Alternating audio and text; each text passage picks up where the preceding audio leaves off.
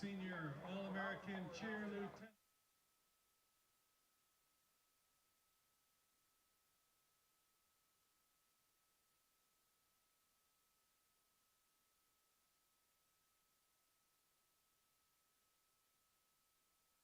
Nunez. Senior Elijah Webster. Senior Cheer Lieutenant Zivion Gibson. And senior four-time All-American mascot Blaze Lauren Nelson. Cheer and staff, head coach Vanessa Houston, assisted by Bria Bryant, and the managers Hannah Tukes, Kaylee Castilla, and Marty J. Jordan. These are the Iowa Colony Pioneer Cheer Squad. Now let's say hello.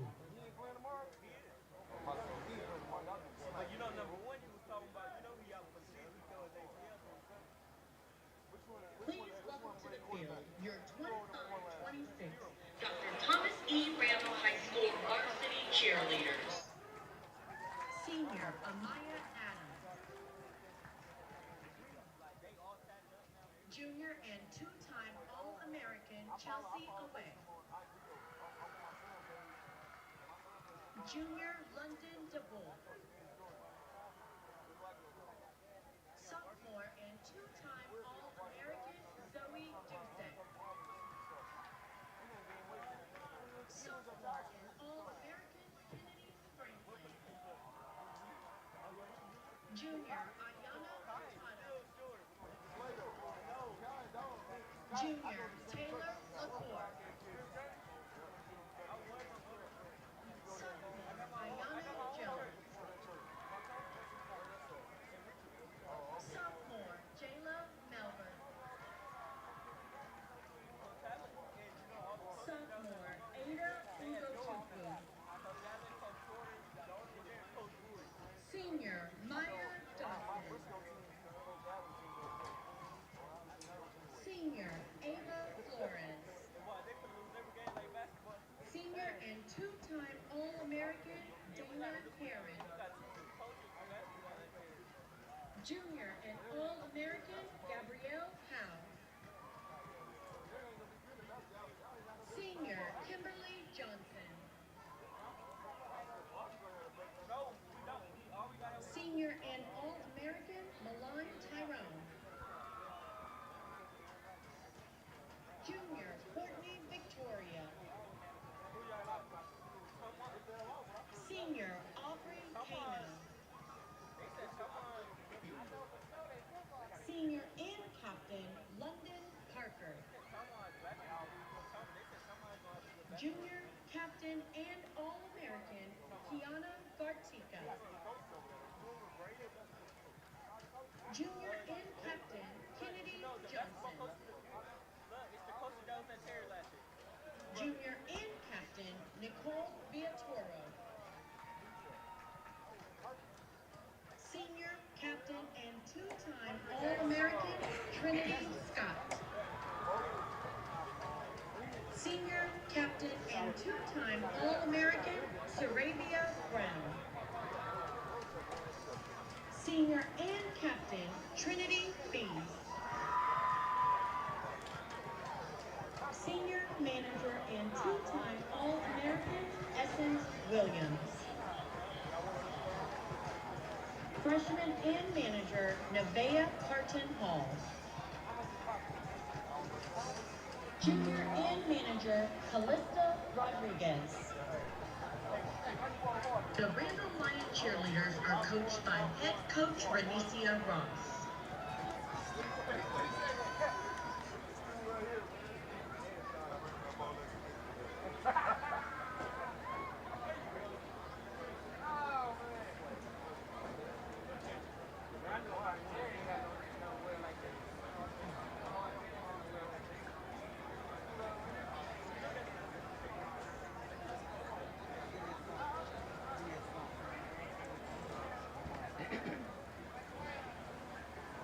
The Marcy Dynasty has experienced significant growth within the last few years and has been identified as a hyper-growth district in most recent demographic studies. This school year, we are projected to serve more than 49,000 students at 57 campuses. That is why Lamar CISD has called for a 2025 bond. The bond is structured to address enrollment growth, repairs and renovations to existing facilities, and technology upgrades without an anticipated increase in the current tax rate. Learn more at www.lcisd.org/bond 2025.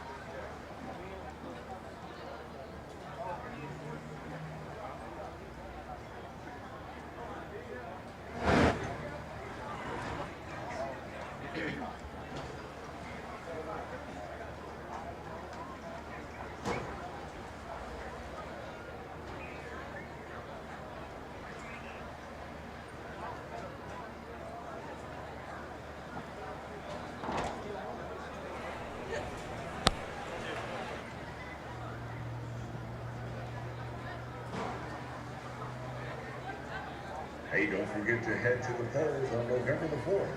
Lamar CISD has called for a 2025 bond, which includes 4 propositions totaling $1.99 billion. As Lamar CISD continues to grow, so does the need to provide an exceptional learning environment for the school community. Learn more about the 2025 bond by visiting www.lcisd.org/bond 2025.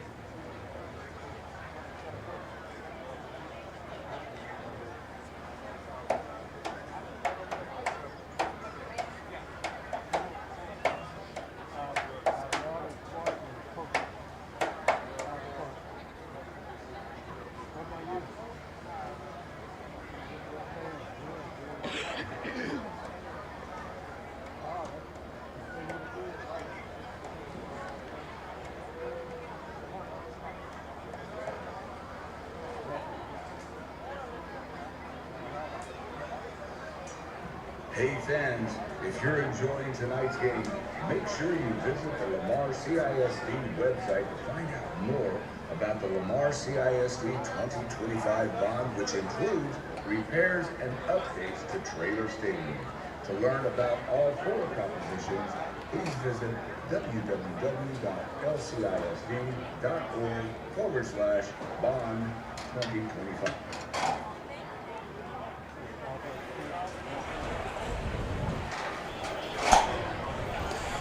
It's been dubbed the game of the week in the state of Texas, as tonight we welcome you into Traylor Stadium in Rosenberg, southwest of Houston, for Week 5 of the 2025 Texas high school football season, as the 5A Division II state-ranked number 2 Richmond Randall Lions take on the visiting number 3 Pioneers of Iowa Colony. Hello, everyone. Welcome into the broadcast booth here on Dave Campbell's Texan Live. Whether you're watching us on TexanLive.com or on YouTube, thank you for joining us. I'm Gavin Moritz, and joining me tonight is the man they're apparently calling young Chris Collinsworth. They have Carter Yates. Here's a guy named Carter Yates to my left, along with our director of recruiting at Dave Campbell's GP, Greg Powers. Carter, we'll start with you. These are two teams that I think you could make a case tonight that either one would not only be with a win, the top team in 5A Division II perhaps, but surely in the driver's seat to reach Arlington out of Region 3. Yes, District 9 5A D2 makes up the toughest district in Class 5A, according to Dave Campbell's Texas Football, and that's because of these two teams right here. So both began varsity play in 2022 and then played without seniors that year. But the last 2 years, Iowa Colony is 24-3 and Randall is 27-2. Last year, Iowa Colony was 12-2, and their only two losses were to Richmond Randle. So if you don't think they want their get back tonight and that they had this game circled on the calendar, you are sorely mistaken. And Powers will go over to you now in a game with massive ramifications for not only tonight but for the rest of the season.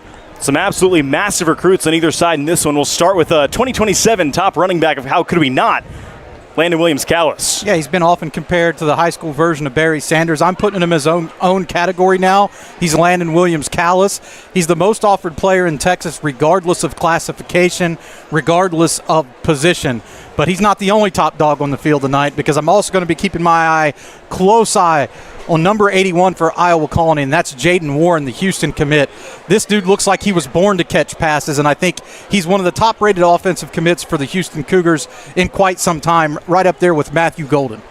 And so per the official Dave Campbell's Texas football and AP rankings entering Week 5 in 5A Division II, like we mentioned at the top of the broadcast, Iowa Colony number 3 and Randall number 2 with South Oak Cliff, the only team sitting above either one of these squads at number 1. And guys, that's a South Oak Cliff team.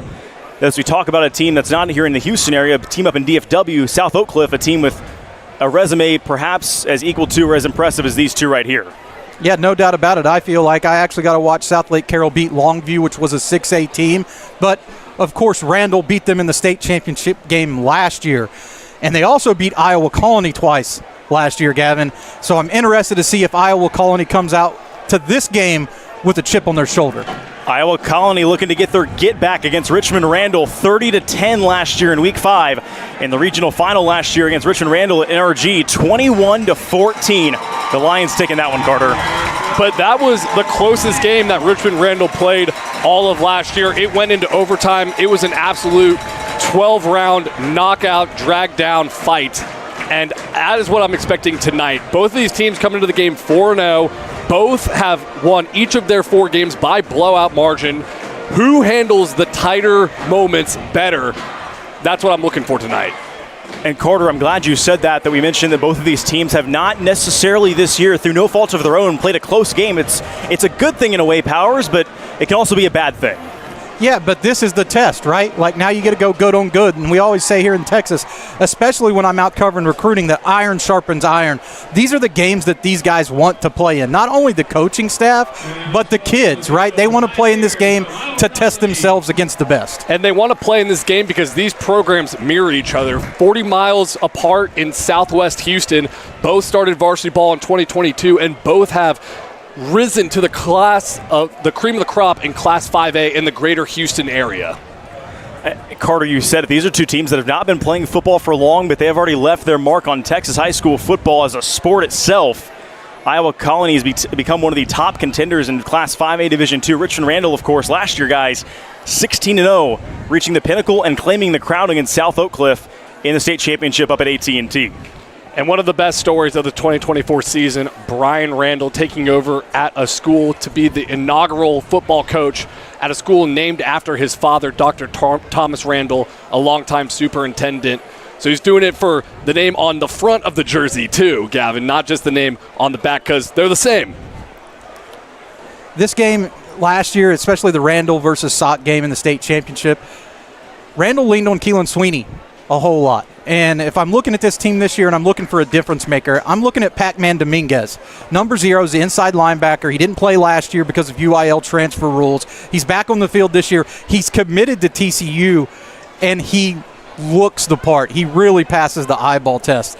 And on the other side, the guy that they're going to be able to use to combat him for Iowa Colony is Carson White. He's the quarterback, 6'2", 200 pounds. He already has over 20 scholarship offers, guys. And as we go down to the field now, it is time for our national anthem here on the DCTX Rising Game of the Week. Junior ROTC color guard will present the colors. Yet tonight they'll be changing the guard from 2 of their senior cadets to the newly minted color guard team. Cadet commanders Jonessa Rogers and Jade Marshall, relinquish your colors. To the newly appointed color guard Commander Major Emode. Commander Emode will be assisted by Cadet Scott, Cadet Barco, and Cadet Villegas. They'll be joined with the playing of the national anthem by the Randall High School Band.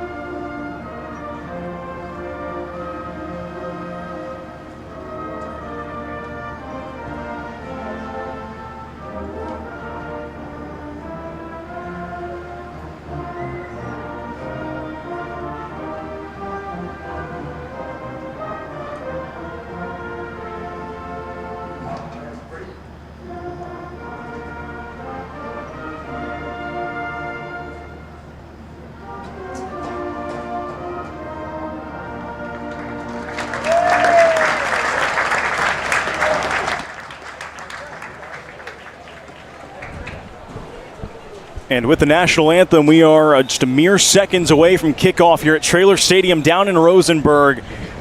And Carter, if you will, take us through. We'll start with you. The Richmond Randall schedule so far. Powers will then go to you for Iowa Colony's run through 4 weeks. Yeah, week 1 against Richmond Foster was 55-0 drubbing. Then at A-Leaf Elsick, which was 64-6. Then another win versus Fort Bend Travis, 56-29.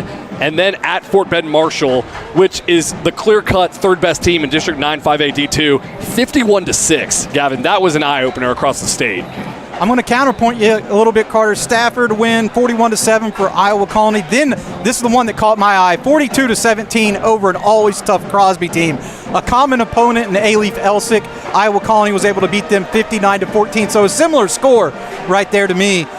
And then Baytown Lee, a drubbing, shutout, 57-0. 2 teams that have come to play so far in the 2025 Texas high school football season. And 2 teams that are coming to play tonight in what's been called the Game of the Week in Week 5 in Texas.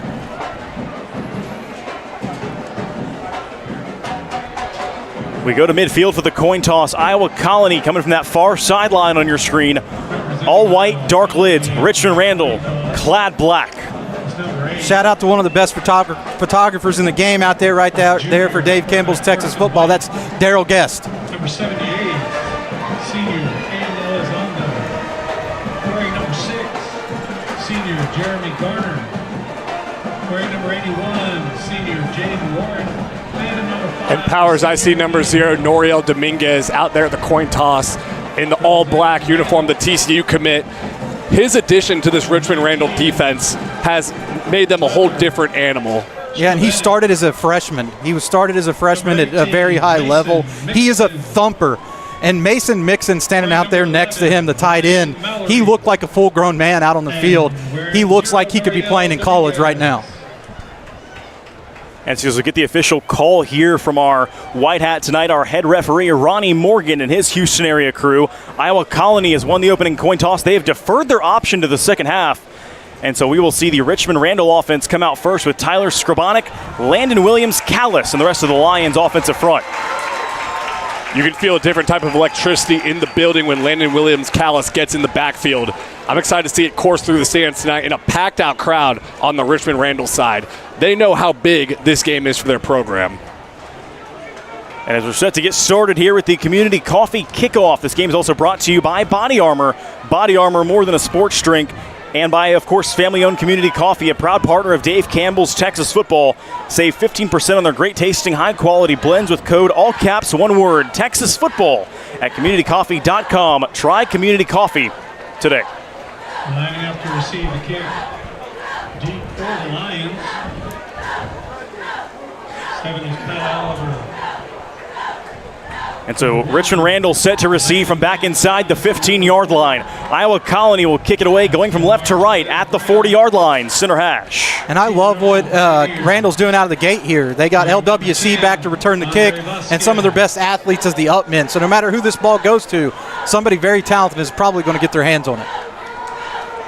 Landon Williams-Callis, the most offered prospect in the state of Texas, waits deep. For the opening kickoff here as we're set to get started. Number 2 versus number 3, 5A Division II.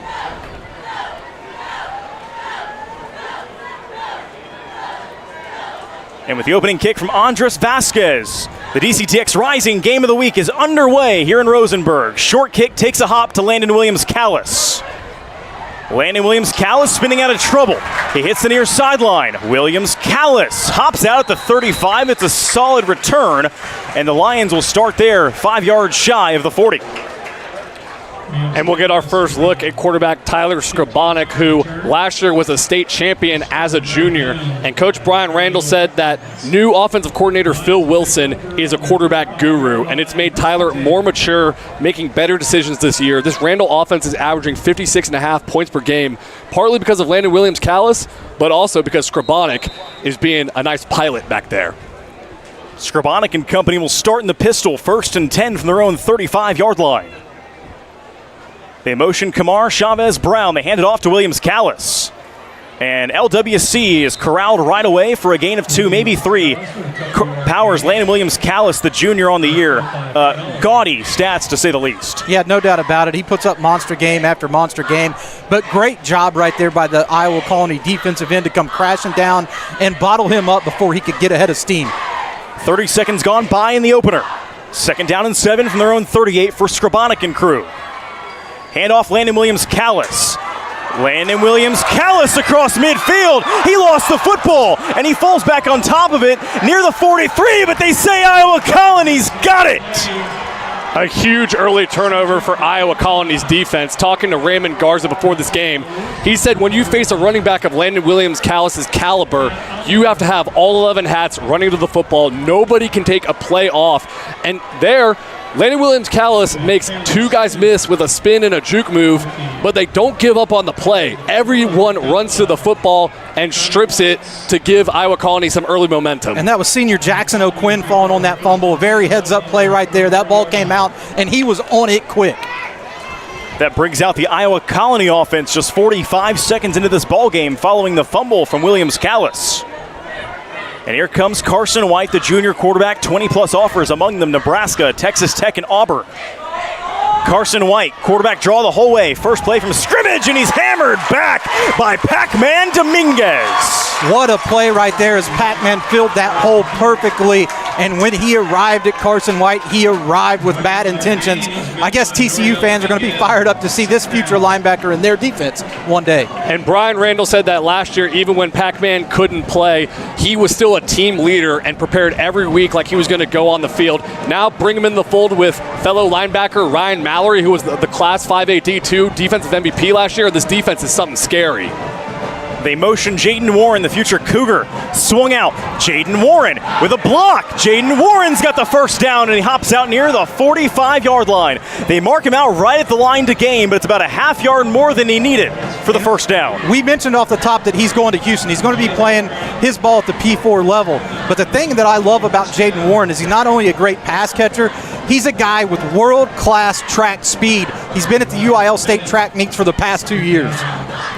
Jaden Warren, the future Houston Cougar, going to play at the next level next year for Willie Fritz and company. Just picked up his 18th reception on the year, averaging nearly 17 yards per catch. First and 10 now from the 46, 10:32 to play in the first. And our first flag flies in on the night. The call in coming from Ronnie Morgan.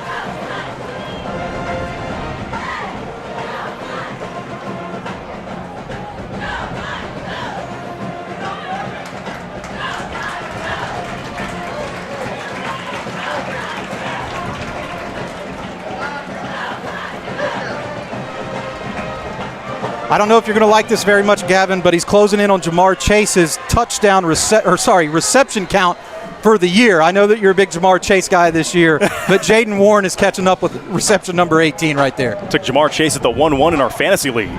Here's a handoff to Aaron Tenner. It's a good run for Aaron Tenner, and he's corralled at the 29-yard line. First down and plenty more for Tenner. Gavin, these teams know each other plenty well because they played twice last year, but also because some of these guys played Little League football together. Aaron Tenner and Carson White played Little League football with Landon Williams-Callis on the Pearland Hurricanes. So, been lifelong friends, now competing against each other. That's crazy, man. What a talented youth football team. That must have been fun to coach. Oh, I bet they were nasty. 10:16 to play in the first. And so you said Carson White, Aaron Tenner, and Landon Williams-Callis all played same Little League team together. Yes, and an offensive lineman named Noah Smith on Iowa Colony. So number 73, the junior offensive lineman, left tackle. Those guys were all on one Little League team, dreaming of playing under the Friday Night Lights, and now they're doing it against each other out here tonight. I love that you called out Smith. When I was watching tape for this game, he was one of the guys that jumped out to me as the underclassman to keep my eye on. 6'4", listed at 310, 315 pounds. He's a dude that I think has a chance to get some offers and some attention as his recruitment unfolds.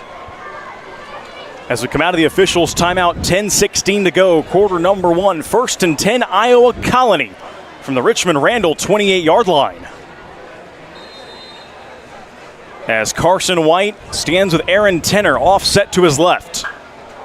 They motion Mensah.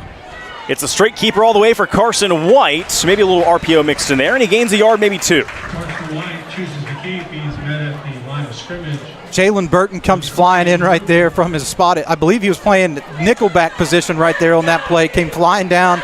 Not the biggest dude on the field, but a sure tackler. Jalen Burton is 5'7", 130 pounds. The team calls him Little Hollywood, and for 4 weeks straight, he's had the hit of the week. He also had an interception last year against Iowa Colony that sealed the game. Let's see if he can make a similar play tonight. After a gain of only a yard for Carson White on the keeper on first and 10, now from the 27, it stands second down 9. White swings it far side, it's caught Jaden Warren. And Warren wrapped up at the 25-yard line. Only gained 2 to bring up third down and 7 as we go under 9:20 to play here in the first. Points pass complete to Jaden Warren. His athlete Pat Oliver coming in to flash to make that tackle, making sure that they kept Warren bottled up. Pat Oliver is another guy. He can play on both sides of the ball. He'll play wide receiver sometimes. He'll be a defensive back, but a very key component to this Randall squad. Yeah, Coach Randall said the light has come on with him early in the season. He makes their secondary a whole lot scarier when he's playing like that out there. Love the way he kept outside contained, fought through a block, and made that tackle. I know there's a lot of hats there, but he almost did it single-handedly. 8:44 to go, opening quarter. Carson White, third down and 7. White, end zone, touchdown Iowa Colony. In the corner of the end zone, it's Ian Hill for touchdown number 3 on the year, and Iowa Colony strikes first. That was an absolute dime by Carson White. I've got him rated as an athlete right now. I might have to rethink that. That was a great pass, Gavin, a great pass. Well, Powers, you might have him rated as an athlete because he is a dual sport athlete, a big-time baseball player, shortstop, outfielder, right-handed pitcher, and he can throw from many different platforms because of it. 20 offers from SEC and Big Ten schools at 6'2", 205 pounds. He is a freak of nature. Yeah, he's widely regarded as one of the state's best baseball players as well. The extra point is up with 8:37 to play in the first. It is tacked on. Ian Hill, the senior wide receiver with offers from Lamar and Pitt, catches his third touchdown of the season, and Iowa Colony leads 7-zip when we come back. Come enjoy the heart of Katy, Texas, a family-friendly hometown rich in traditions and heritage and one of the most delightful cities in the Lone Star State. It's a short drive from Houston and minutes from the Energy Corridor. with places to stay and places to play, anything you'd like to eat, and an old town charm that can't be beat. Activities and fun for the entire family. Enjoy the best of both worlds in the City of Champions, Katy, Texas. For more information, go to cityofkaty.com. And so after those words from our valued partners, 8:37 to go, opening quarter. Guys, Iowa Colony, I know they faced a 3rd down and 7 at one point in there, but they delivered. And I don't think you could have asked for a better opening sequence between that fumble from Landon Williams-Callis and then the touchdown from White to Hill. Now, Gavin, I wrote a feature story this week on TexasFootball.com about Landon Williams-Callis, and talking to his father, Cornelius, he said that of Landon's 4 siblings on his father's side, 2 siblings on his mother's side, he has never seen a competitive drive quite like Landon has. The switch flips. Every failure is like a reset button, and I'm excited to see him smash that reset button and come out here on the next drive. And Powers, will go to you. Landon Williams-Callis, a guy that does a lot of things very, very well, but does not make very many mistakes. Yeah, no doubt about it. I mean, he gets his hands on a lot of footballs. He's going to get a lot of carries. So, I mean, he's going to get more chances, right? He's going to get a lot of chances in this game. He is the star of the offensive show for Randall. But they have more weapons, right? They have more guys that get involved in this offense. Their wide receiver core is pretty talented in its own right. Yeah, they have guys in the wide receiver core, essentially 8 deep on the depth chart, maybe 7 that have all caught passes so far this season. Between guys like Rubin, Ashton Johnson, Kamar Chavez-Brown, even Mason Mixon, the tight end, they've all gotten them very involved in the passing game, despite Landon Williams-Callis, who's already got nearly 870 yards on the year, if not more already so far tonight. Kickoff is fielded by Williams-Callis inside the 15. Landon Williams-Callis hitting the sideline, and he's out of bounds, maybe cut down to the 45. Another good return for LWC. Yeah, Gavin, that didn't take long for him to make his impact felt again. 76 carries, 863 yards, 11.4 yards per carry this year, which is insane. Yeah, I think he's on average. He didn't put the ball on the ground, though. Early out of the gate, one of my biggest impressions is the White touchdown throw, right? I didn't know that they had the ability to put it on a dime like that, and that completely changes the way this offense operates if they can throw the ball this efficiently. 1st and 10 from their own 45 for Richmond Randle. 8:29 to play in the first, with Iowa Colony leading by 7. They go back on the ground to Landon Williams-Callis, who fumbles again, and Iowa Colony's got it again. Well, you have to give credit to this Iowa Colony defense and guys like defensive lineman Daniel Swinney. They have so many 4-year starters on this program because they began varsity football in 2022 and played with freshmen and sophomores only. So this is one of the most experienced teams in Texas, even though this program is so young. And if you're a Houston Cougars fan, you're going to be hyped to hear about this because it's not only Jaden Warren, who was Johnny on the spot right there, another Houston commit in safety, Kahani Watts. Watts, one of the stars of that defense there. That on the flip side, the offense now takes over after another fumble from Landon Williams-Callis. The Pioneers start at the 42. Handoff, Tenor going nowhere. Loss of a yard, make it 2 back to the 40. Yeah, Cameron Hippolyte was on that like white on rice. They are in the all-black jerseys, and they're playing with some swagger tonight on this defensive side. Takes us down to 8 minutes exactly, and now under it to play in the first.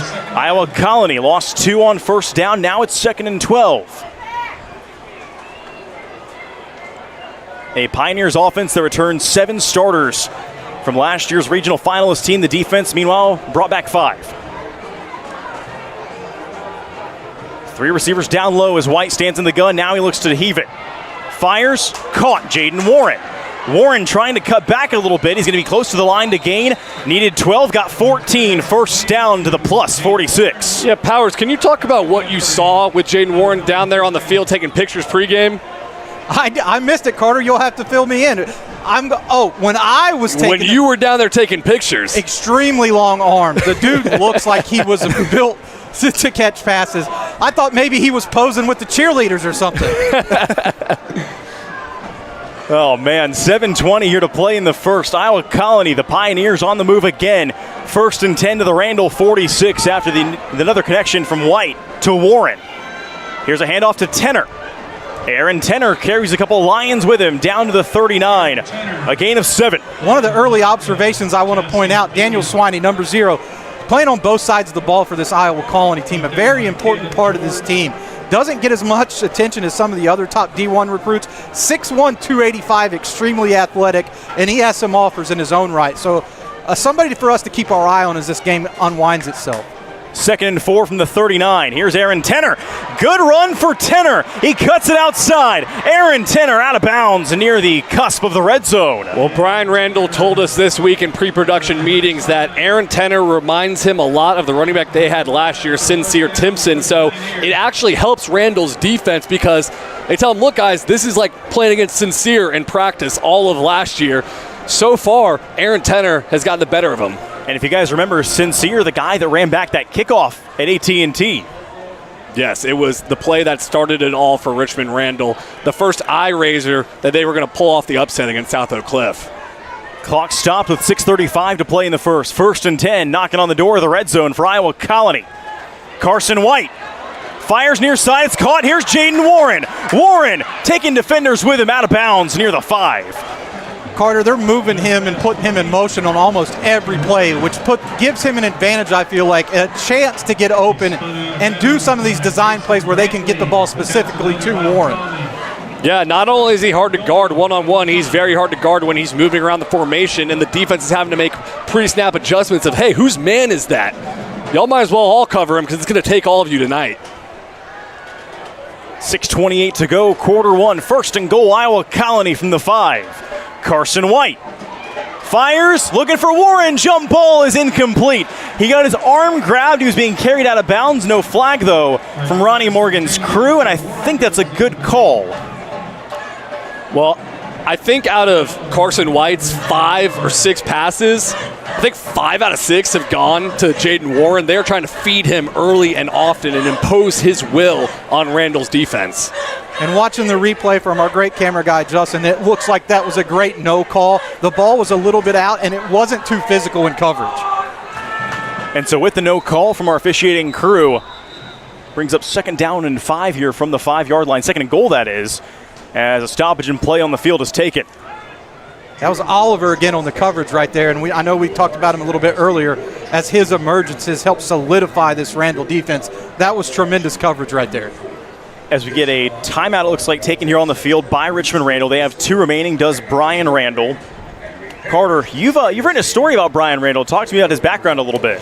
Yeah, Brian Randall, his father is Dr. Thomas Randall, and he grew up under his wing. His father was not a coach, but was a principal and a superintendent, and he taught Brian all of the values of hard work that he is now translated to coaching. So he took this head coaching job at the school named after his father, which comes with a ton of pressure and a ton of eyeballs. And in 3 years, took him from moving weight equipment off an 18-wheeler to hoisting a state championship trophy. Brian Randall was a 2-year starter, also a defensive end at Texas A&M Kingsville, that is. 6:22 to go in the first. 2nd and goal from the 5 here for Iowa Colony, trying to go up 2 scores. Carson White up the gut, trucking his way into the end zone. Touchdown, Carson White. And Iowa Colony leads 13-zip. Oh, you don't see a quarterback lower the shoulder like that very often. I believe he's got 20 offers as this game kicked off, maybe 21. It's in that range. If you're watching this game, he should have 25 offers before the final whistle blows. That dude's not only a truck, he's dropping dimes. What a great start for Iowa Colony. What a great start for Carson White. Carson White now on the season, 15 passing touchdowns, 5 rushing touchdowns. And the Pioneers with the extra points from Vasquez lead by 14. What a start for Iowa Colony. Richmond Randall will get the ball back, 6:18 to play, opening quarter, when we return after these messages. Uh-oh. You good? Yeah, totally. Okay. Well, if your back hurts, you should be able to get the care you need. So you can get in, get out, and get back out there. Like, fast. Well, that is kind of my thing. It's not complicated. Scheduling's easy on the MyBSW Health app.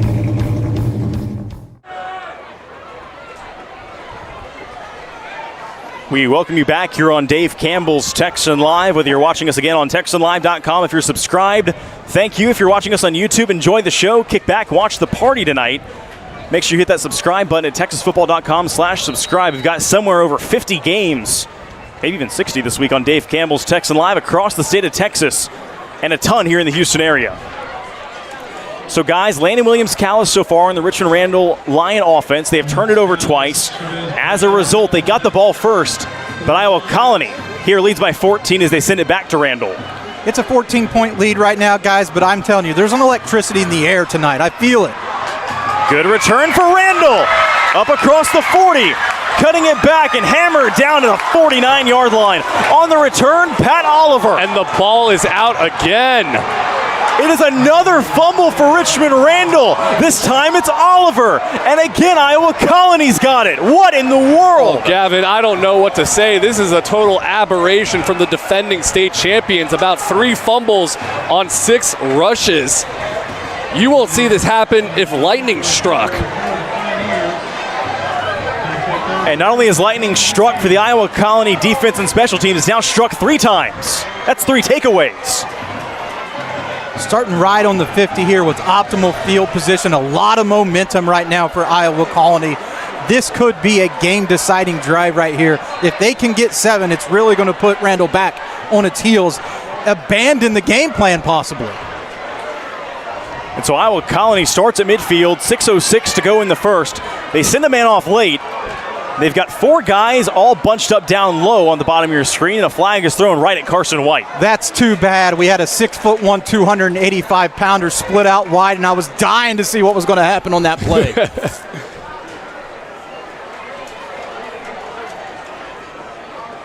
The call will go against Iowa Colony. Backs them up from a 1st and 10 at midfield to a 1st and 15 back at their own 45. Well, Iowa Colony brings out that formation with Sweeney out on the edge because they can sense that Randall is on the ropes and they're looking for the knockout blow. Now they're going to do it again, even after they got a penalty. I might get my chance. Jaden Warren up top. Meanwhile, 4 Pioneers down low. Carson White looking to throw. White taking his shot downfield for Jaden Warren. It's incomplete, and flags are thrown at the 15-yard line.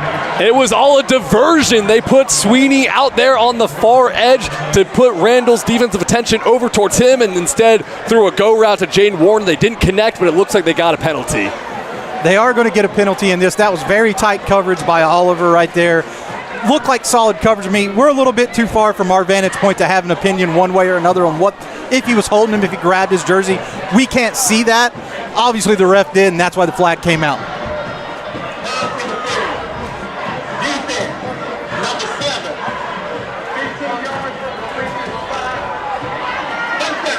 $15-yard penalty, automatic first down, and guys, that is Pat Oliver, who just fumbled the kickoff return. Then he gets called in coverage, a little handsy with Jaden Warren. The funniest thing, or not the funniest thing, but the 3 fumbles were actually incredible runs by Richmond Randall fighting for extra yards, and this Iowa Colony defense special team is just ripping at the ball. After the pass interference, they flip the formation here, and Carson White's going to run it. Carson White spun forward to the 36, a gain of 4. Carson White keeps up the middle. And they've really just put their defense in a tough position. It's kind of a nightmare start for Richmond Randall because you elected or got the opening kickoff, but now you've coughed it up 3 times, and Iowa Colony is trying to take it in for a 3rd score, and they're going to get the ball back to start the second half. Iowa Colony only scored 10 points in the district matchup last year before they scored 14 in the second game, right? So they have a chance to put more points on them than either game last year. That could be a statement. Wearing the 0, Daniel Sweeney off the right tackle for Iowa Colony. Here the Pioneers hand it off to Aaron Tenner, who makes his way down to the 32. That's a gain of 4 to bring up a 3rd and 2. Well, Tenner's got the human joystick nickname in his bio, and that's why he made a guy miss in a phone booth. I've been impressed with Tenner so far, Powers. He's got an offer to Sam Houston right now. Yeah, he's very elusive, right? I think that's the word that I would use to describe his game from what I saw so far. But he showed plenty of explosion on that long run on the last drive. Down we go to 4:45 here in the first. Clock running. Iowa Colony facing a third down, and they call it a short 3. Here's Carson White searching for the first down. He trucks forward, and he's going to have the first down to the 28. He needed 3, they say, and he picked up about 4. What a tough run, and that's just not anybody that he's running over right there. That is a TCU commit, a bona fide football playing dude. Carson White showing his toughness right there to move the chains. I've been so impressed with Carson White, not just for how he's throwing the ball, but how he's lowering his shoulder and running into linebackers that are 6'3", 200 pounds. Now it's a 1st and 10, down to 4:20 to play in the opening quarter from the 28-yard line. Carson White heaves it, going end zone for Hill. He got turned around and the pass falls incomplete. And White is only a junior, but he's already a 3-year starter because he was the inaugural quarterback for this team in 2023 was his first year, when he was a freshman, now a 3rd-year starter. He looks so poised out there. Looks like a senior or like a 5th-year senior, but he's really just a junior. Really good wide receiver core out there, though. Not only Warren, Ian Hill, Jeremy Garner II, he's committed to San Diego State. He's wearing number 6. Plenty of talent on this offense. Here's Carson White on 2nd and 10. White going for Warren this time. Warren's got it. He high pointed it. And that's a touchdown. What a tremendous catch right there. Right on the fingertips of Jaden Warren. Carson White puts the team up 20-0. How about the catch and how about the dime from Carson White? There was a free blitzing linebacker that had no one touch him. He had a 10-yard head start running into Carson White's chest, and White stands in, delivers a dime from 40 yards out. So impressed with the toughness from this junior quarterback. 40 yards from Carson White to the future Coug, Jaden Warren. And with the extra point from Andres Vasquez, it's 21-0 Iowa Colony. What a tremendous start for Iowa Colony. Getting out of the gate strong, taking advantage of the Randall miscues and capitalizing not with field goals, but with touchdowns. 4:05 to go in the first. Randall to get the ball back. They trail by 3 possessions. It's 21-0 Pioneers when we come back.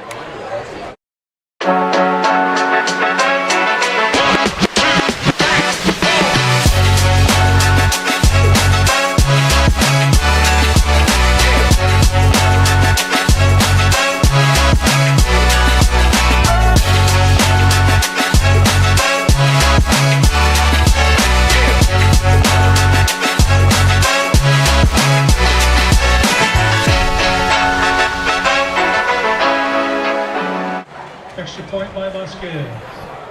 And so we're back here on Dave Campbell's Texan Live. And as you can see there, if you're just now joining us, it's 21-0 Iowa Colony. 3 turnovers so far for the number 2 ranked Richmond Randall Lions. Iowa Colony has taken advantage of all 3 of those turnovers by Randall. Lions on the return. Tracked down from behind, back inside the 25 to the 23. And Randall will take over there, trailing by a trio of possessions. Kahani Watts, the Houston commit, flashed great speed tracking down the kick returner right there from across the field. And I'll be interested to see now, guys, what does this Randall offense do? And one thing that I'd like to point out, that DeCorian Rubin was in street clothes before this game. Didn't look like he was going to be able to go tonight. Are they going to be able to turn to Kamar Chavez-Brown in the passing game from Tyler Skrabonic? Big Mason mixing it tight end. They're going to have to put the ball in the air, I think, in this one. And Powers Rubin is not out there right now, and I saw him in street clothes on the sideline too. 1st and 10, Richmond Randall. They trail by 21 from their own 23.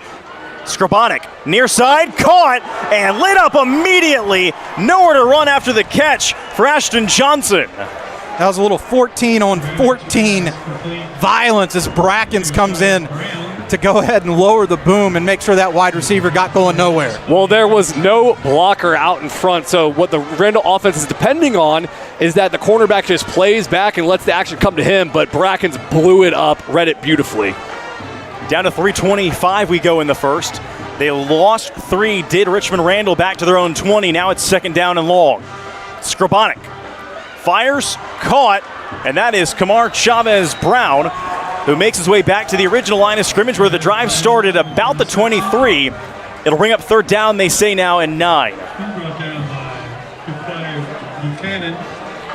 Well, Gavin, it's really easy to maintain a great camaraderie on your team when you're winning every game by 50.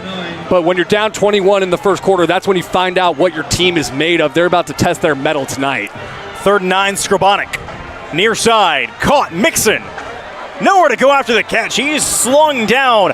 And there for Iowa Colony to make the stop is Kalen Simmons, the sophomore defensive back, to bring up 4th down. And Simmons is one of these guys in this game that I was really interested to see. He has a chance to become and develop into one of the top prospects in his class in Texas. He's already starting to pick up offers from some of the top schools in the country. And you could tell Brian Randall kept his offense out on the field for a couple seconds. He wanted to go for that about 4th and 5, but still too risky even though you're down 3 touchdowns. Try to rely on your defense here instead of putting them in another bad position with a short field. 2:06 to go in the first, 4th and 4. Kyron Cooley waits for the punt. Cooley does get it up and away. This one not returnable for Iowa Colony, and wisely so. Warren backs up as the Lions down it at the 36. Clock is down by Cedric McClintock. And so, guys, Iowa Colony here gets the football back. They lead by 21. They have been nothing short of efficient and impressive so far on the offensive side. A chance here to go up by potentially 24, if not 27-28. Well, it's the combination of Iowa Colony has played a near-perfect game so far in this first quarter, and Richmond Randall, this has just been an aberration. I'm not even sure as a coach where you have to scold your kids because this just would never happen in a 1,000 games you play. This is just a total aberration. You got to keep your kids' head on straight and find out what you're made of, and this is where your culture that Brian Randall's established will prevail. $1:54 to play in the first. 1st and 10 from the 36. Here's Carson White. White driven down for a loss of 2. Back to the 34. Eldrick Gonzalez blew that quarterback read option up. Randall's defense needs a stop more than ever because if you go down 4 touchdowns, Iowa Colony's offense is too good to come back from that. Gonzalez read that perfectly, man. Read that perfectly. 1:29 left to go in the first quarter. Iowa Colony, to me, feels like they played a whole half of offense so far. and they essentially have. They've had 3 possessions. They've capitalized on all 3, all coming off of turnovers from Randall. I bet you Iowa Colony has 95% time of possession right now. They motion Jaden Moore. Now he swings back out into the flat. They hand it off to Aaron Tenner. Tenner plunges forward to the 38. Gain of 4 to now bring up 3rd down and about 7. And that's another reason Randall's defense needs to get off the field right now because they've been on the field for about 95% of the game. They have to be getting tired. If you get a 3 and out here, you can have time to get a breather and regroup on the sideline. They haven't even had time hardly to make defensive adjustments on the sideline because the ball's been turned over that quickly. 40 ticks to play in the first. 3rd down and about 8. Here for Iowa Colony as the play comes in from Ray Garza and the OC and quarterbacks coach Greg Bennett. 3rd down and they call it 7. Carson White, all day now he's flushed. Carson White is brought down back inside the 30. Just the stop and just the play the Randall defense needed. Was that Gonzalez again flashing in right there? I couldn't really tell who flew in there to make the tackle. Great play by the Randall defense because Jaden Warren was wide open on a post. Yeah, Gonzalez almost single-handedly stopped Iowa Colony on that drive when Randall needed it most. This is a crucial punt that Randall just forced. And they get to the end of the first, does Iowa Colony. They're going to have to punt it away, but they lead by 21. 21-0, Pioneers through 12 minutes. We're back in a moment here on Dave Campbell's Texan Live for the start of quarter number 2.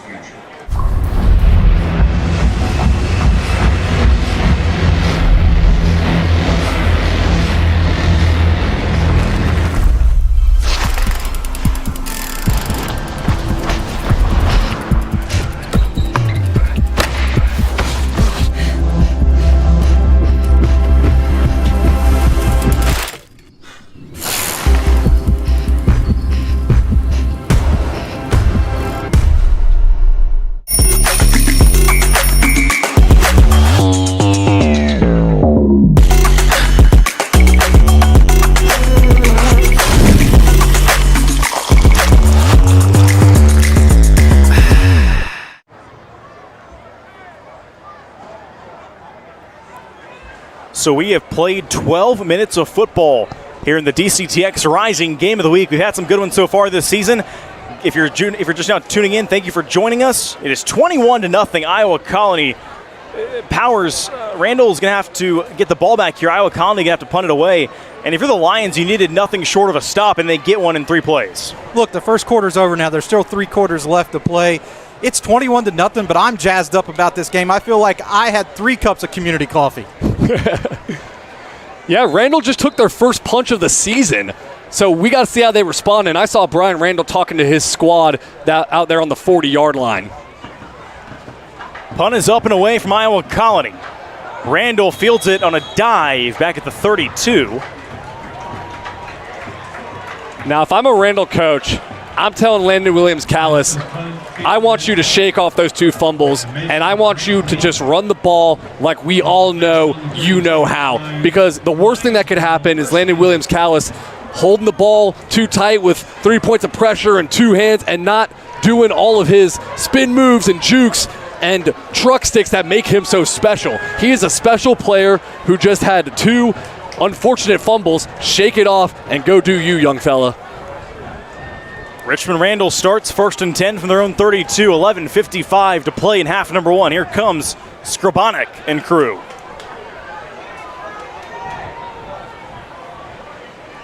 Tyler Skrabanek, the senior quarterback, and the rest of the Lion offense here awaiting the football to snap it for the first play of the new drive that sees them trail by 21. Landon Williams-Callis set to line it behind Skrabanek in the pistol on 1st down.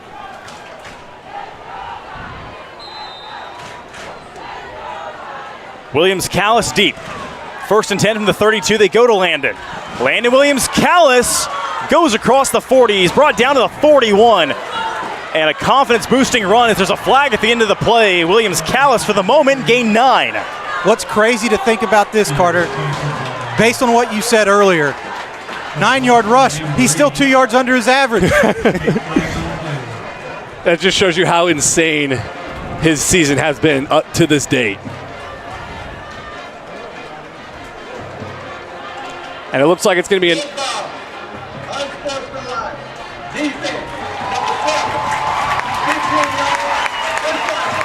Gavin, that's how you let Richmond Randall back into the game, with after the play penalties that give them a free 15 yards. Do not give them anything easy right now. Make them earn everything.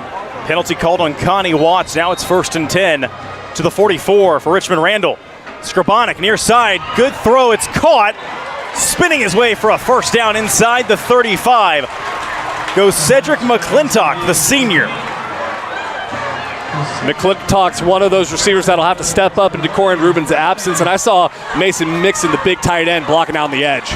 Now on 1st and 10 again, they go to Landon Williams-Callis. Landon Williams-Callis bouncing for a 1st down inside the 23. And something that I love to see as a recruiting analyst, a scout, somebody that's watched a lot of football, a lot of top running backs, is his elusiveness in the hole, the way he moves his shoulders to keep from getting hit hard play after play.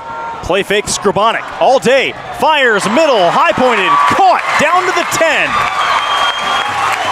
There on the reception, Cedric McClintock. McClintock with 2 big catches on this drive. He is stepping up to be the wide receiver 1 on this drive. Let's see if it can continue. Down to the 10 they go. They stretch it. Landon Williams-Callis trucking his way down near the goal line. Brought down inside the 3. And now this Randall offense is in motion. This is the team we're used to seeing. Brings up now a 1st and goal from inside the 2 for Richmond Randall. Handoff. Trucking in for the touchdown is Landon Williams-Callis. Randall on the board.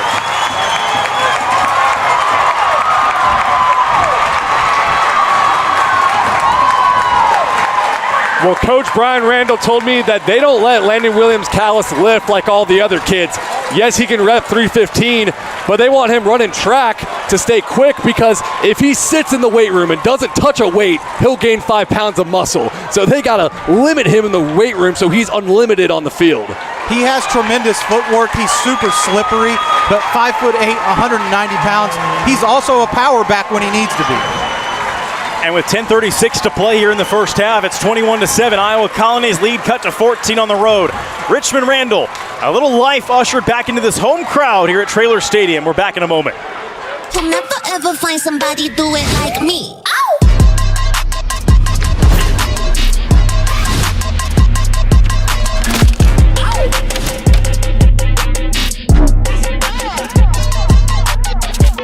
Dave Campbell's Texan Lives Athlete of the Month, presented by Dick's Sporting Goods, shines a spotlight on one outstanding female and one exceptional male athlete each month who exemplify excellence on and off the field. This prestigious recognition celebrates student athletes who demonstrate remarkable athletic performance, unwavering dedication to their teams, and a commitment to their communities. To nominate your student athlete, scan the QR code on screen or visit texasfootball.com/athlete of the month. With support from Dick's Sporting Goods, we are proud to honor these young leaders who inspire their peers and represent the best of Texas high school sports.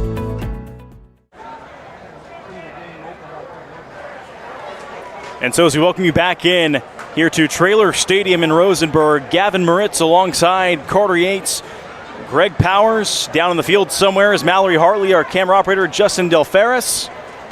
We're here at the DCTX Rising Game of the Week. Thanks for tuning in. It's 21-7 Iowa Colony. They lead Richmond Randall. And Carter, you look like you got something to say. I want the viewers at home to know that we are not sequestered in the press box. We are basically in the stands on the Randall side, just above them on the film deck, and we could feel the energy pulsating through this crowd as Randall went down the field with tempo. This crowd was waiting on something positive to happen so they could get behind their school. The tempo really changed the atmosphere, not only from the crowd, but I think it changed the way that Randall's offense is going to operate tonight. Get some points on the board. Shout out to the offensive line. That's a tough thing to do. Jaden Warren, flag is down, as is Warren, somewhere near the 13.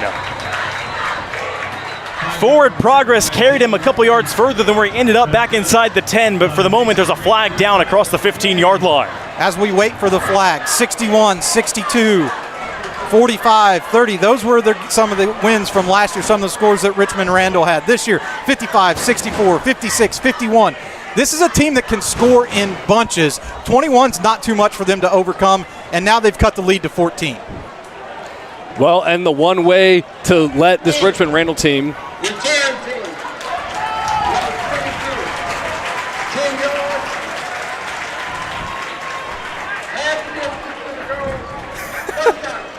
perfect timing, because what I was going to say is the one way to let this Richmond Randall team back in the game is with penalties. We saw it on the tempo drive from the Richmond Randall offense. An unnecessary roughness after the play resulted in a free 15 yards. Now on the kickoff return, a holding is going to back up Iowa Colony inside their own 10. You can't give this Randall team anything free because they're too good. With the penalty on the return from Jaden Warren, the penalty assessed against the Pioneers. 10:26 to go in quarter two. And Iowa Colony, a 1st and 10 at their own 8. Play fake White. He dumps it, it's caught. Trying to stiff arm a man, brought down with forward progress to the 12. It's a gain of about 5. Goes to Kristen Mensah.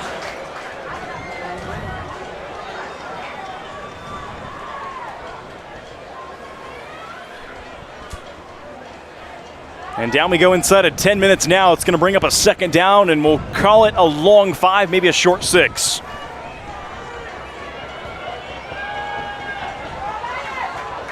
Iowa Colony taking their time, methodical down here in a disfavorable part of the field, not wanting to give the ball back to Randall, up by 14. 9:40 to go in the half. 2nd down, White. White, middle, caught, and diving in front of what would have been a malicious hit is Ian Hill. He probably got his head taken off there, but he dives down. He's got the 1st down. I know we've talked plenty about Jaden Warren, and he is a superstar, but Ian Hill has been terrific tonight. He had the touchdown catch to get them on the board and then showed tremendous toughness right there, knowing he was going to take a big hit, but diving into the defender to make that catch. I love the little move he did right there, right? He was able to catch the ball and then still avoid getting his head knocked off. Very savvy play, great catch. White on 1st down, dumps it out. It's Jaden Warren. Out of bounds with a good gain. Pass, it's complete.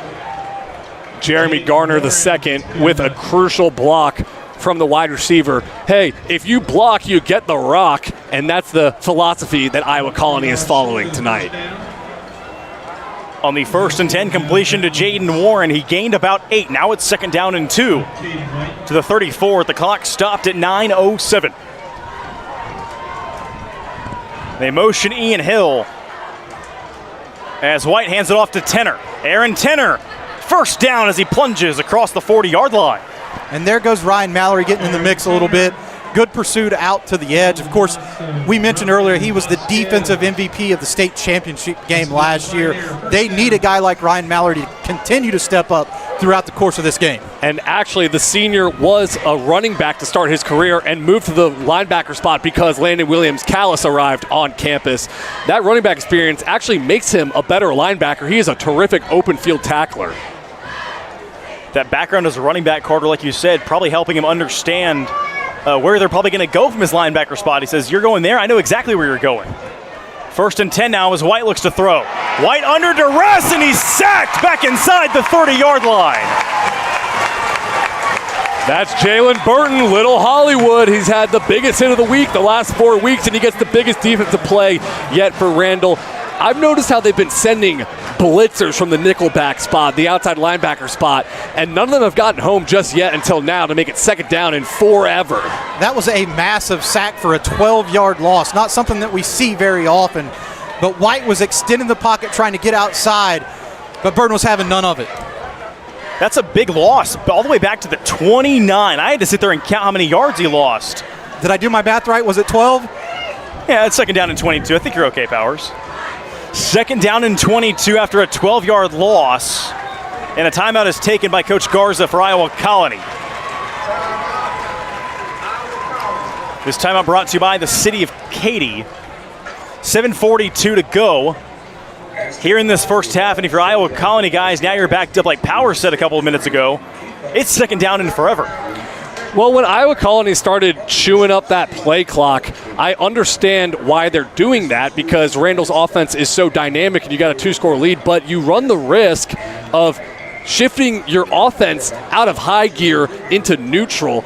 And I don't think that, Garza is intentionally trying to do that.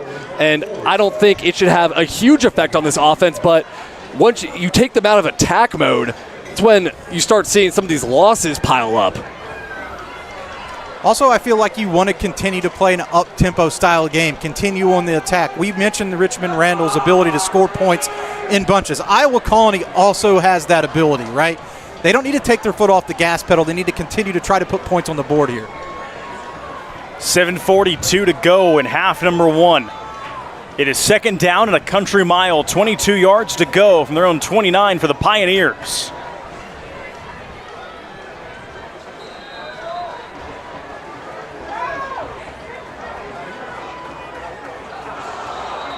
And down goes a Pioneer lineman as Randall showed blitz. Flags down.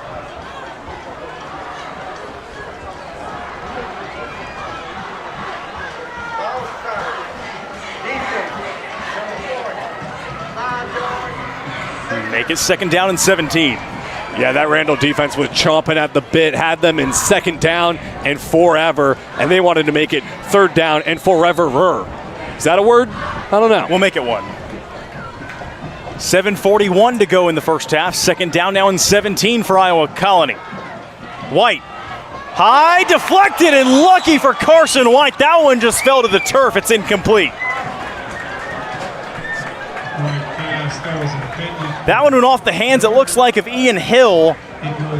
Or check that, maybe even off the hands of another receiver. I believe that could have been Jeremy Garner, and it falls incomplete. But there was a Randall defender, Carter, right there trying to dive for it. And guys, Landon Williams-Callis is playing some free safety right now on this 3rd down and long. Got to get your best players on the field in the biggest game, I think, and that's a good call here by Coach Randall. What's interesting is what is this play call going to be with so many athletes and the ability to spread somebody out. I'm calling QB keep right here. 3rd down and 17 for Iowa Colony. 7:38 to play first half, and a timeout is called by Richmond Randall as the Pioneers come out in that we'll call it their signature formation so far tonight. It's a fun one. They line up 4 receivers to one side, they bunch them up, and then they put the U of H commit, Jaden Warren, by himself one-on-one. Yeah, well, the first time Sweeney, the defensive tackle that was split out wide with the 4 wide receiver set, he was kind of a decoy when they threw back to Warren on a streak route. But I got to think there's multiple plays in that package to where you're going to throw a wide receiver screen and have Sweeney as the lead blocker, and that's a scary sight. Please tell me, Carter, in your playbook that you have a play that you actually throw the ball to Big Sweeney. They got to. How are you going to line him up out there and not throw it to him? I will say, as soon as the ball was snapped, instant blocking. he knew exactly what he was doing. It did not look like he was expecting to get a catch. And maybe we have it where he fakes blocking and then does a little stem route and goes up for a go. We can only hope, right? 7:38 to play in this first half. Iowa Colony, they saw Randall take the timeout. Brian Randall said, hey, we know what you might be running here. And Iowa Colony Coach Garza says, yeah, we're going to run the same formation at least. Here on 3rd down and 17. 4 bunched up top. Jaden Warren at the bottom of your screen. Carson White by himself on 3rd and 17. White heaves it downfield. Incomplete to the far sideline. Intended for Christian Mensah. That was Kamar Chavez-Brown in tight coverage right there with the wide receiver flipping over and playing 2 ways as well. Down 14 points. It looks like Randall wants to get their best players on the field no matter what position they're playing.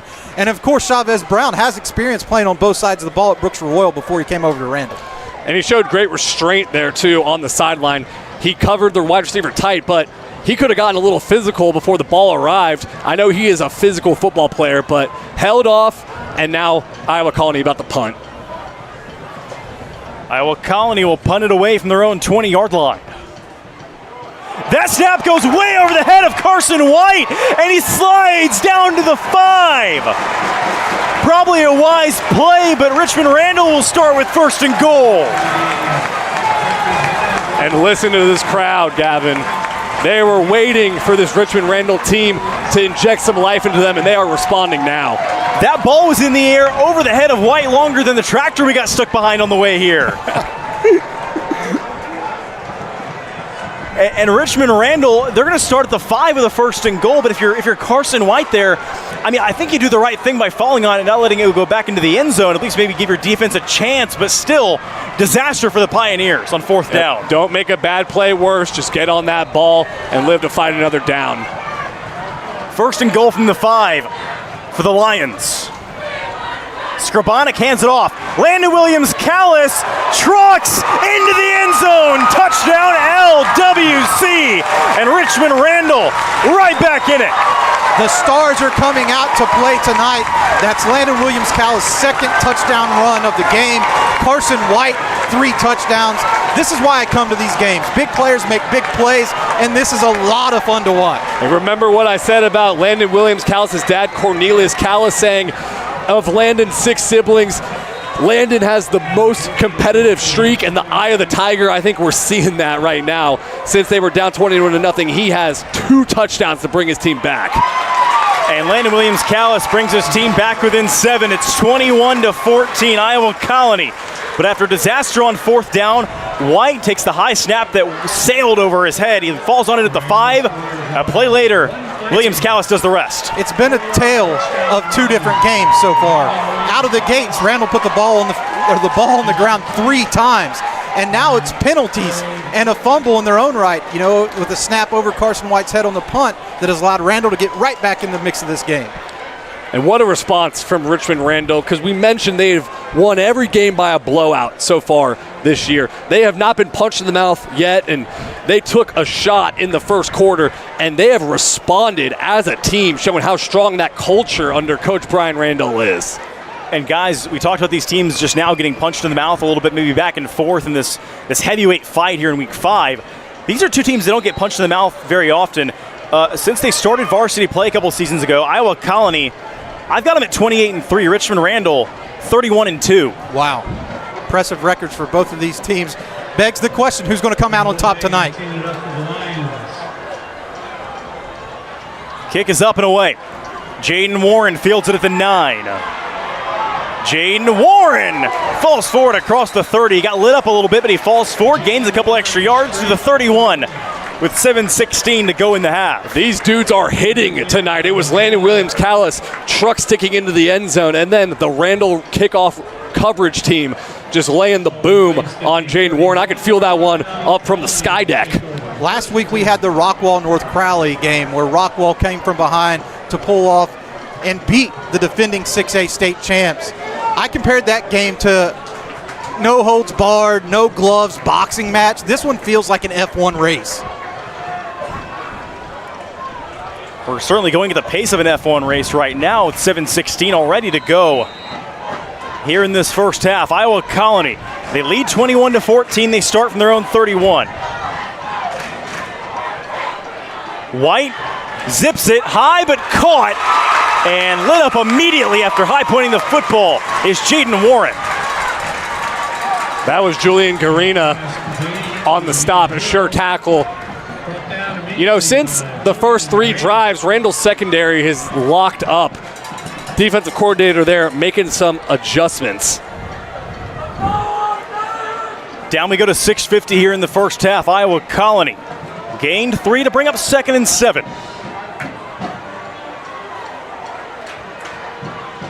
They hand it off. Aaron Tenner makes his way to the 37. He gains 3 to bring up 3rd down and 4. I got to tell you guys, Gonzalez is a football playing dude. He's all over the field making plays. He's a stout body, but man, he's quick to the ball, reads and diagnoses extremely well. Yeah, if you're watching at home, keep an eye on number 10 in the neon green shoes, playing right defensive end. Greg Powers has spotted a football playing dude out here in Rosenberg. It's 3rd down and 4 yards to go with 6 minutes to play. Halfway home here in the second. And the Randall crowd electric on 3rd down. Carson White rolling to his right. He fires a middle. It's low and incomplete. 4th down coming up. And Powers, I know we sound like a broken record, but Gonzalez, he went out into the flat to cover Daniel Sweeney, who was out running a flat route, and then rushed the throw from Carson White. Basically defended 2 guys at once. He's playing out of his mind right now. I mean, that's 4 or 5 plays in a row where he's been a difference maker. There's a flag down across midfield.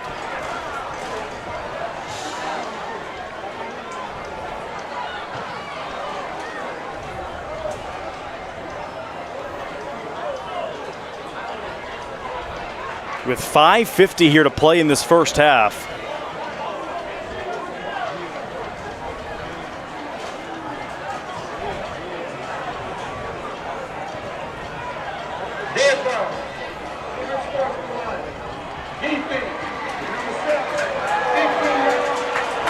There's the call from Ronnie Morgan. And that one hurts because you were about to get off the field and get the ball back with a chance to tie this game. I know these teams know each other. I know there's a lot of emotion from the 2 games they played last year, and they played Little League football together, but you have to keep it in check, especially when the whistle blows. So Iowa Colony gets a free 1st down to the 48 of Randall. Pass high, caught Hill. Ian Hill trucking, trying to get the 1st down. He's not going to get it, but he'll take 9 yards. Guys, what a great state for football, right? There are dudes all over this field. Ian Hill, great catch, tremendous effort after the catch to move it to a 2nd and 1 situation here. The playbook is wide open now for Iowa Colony. Well, talking to Brian Randall before this game, he said Iowa Colony on paper has more Division I recruits than Randall does, and you don't find that very often with how loaded Randall's roster is. 5:10 clock is winding down here in the second quarter, and now it's 2nd down and 1 for Iowa Colony from the Randall 39. Carson White, straight quarterback sweep, and he's got the 1st down as a flag flies in right where White took a lick. Around the left side. Be interesting to see what this call is. Noah Smith is a flag on play. While we wait on it, 22 as another one of these guys, Cooley, who has just been making a ton of plays. That was Eldrick Gonzalez who forced that holding call. we have said his name more times than I can count tonight, Greg Powers. And it was an easy holding call. It happened right in front of the referee's face. Backs it up from what would have been a first down for Carson White, now to 2nd down and 9 to the 47.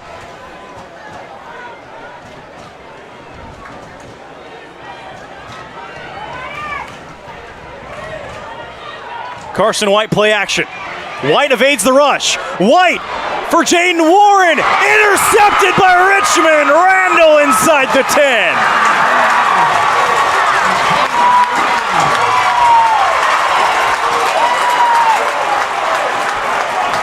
Julian Garina, how do you do? Carson White throws that one into triple coverage, and Garina pulls it down, playing over the top. It does look like there's a flag on the field. We'll have to check that. And so we'll see what we've got here. Ball was intercepted by Garina inside the 10. For the moment, it's a takeaway for the Randall defense. We wait for the call from Ronnie Morgan and the rest of our officiating crew. As I talked to Ronnie Morgan on the field pregame, as the Randall defense will fire up their crowd to the near side. Ronnie Morgan, his officiating crew, guys, he said they've done a bunch of state championships up at Arlington. They have seen Randall in the state championship against Sauk last year. And these are two teams that have the goods to play for a state championship, and they're in the same district. Guys, did you see that interception? What a catch right there. He contorted his body over the shoulder catch. He looked like a receiver hauling in that pass.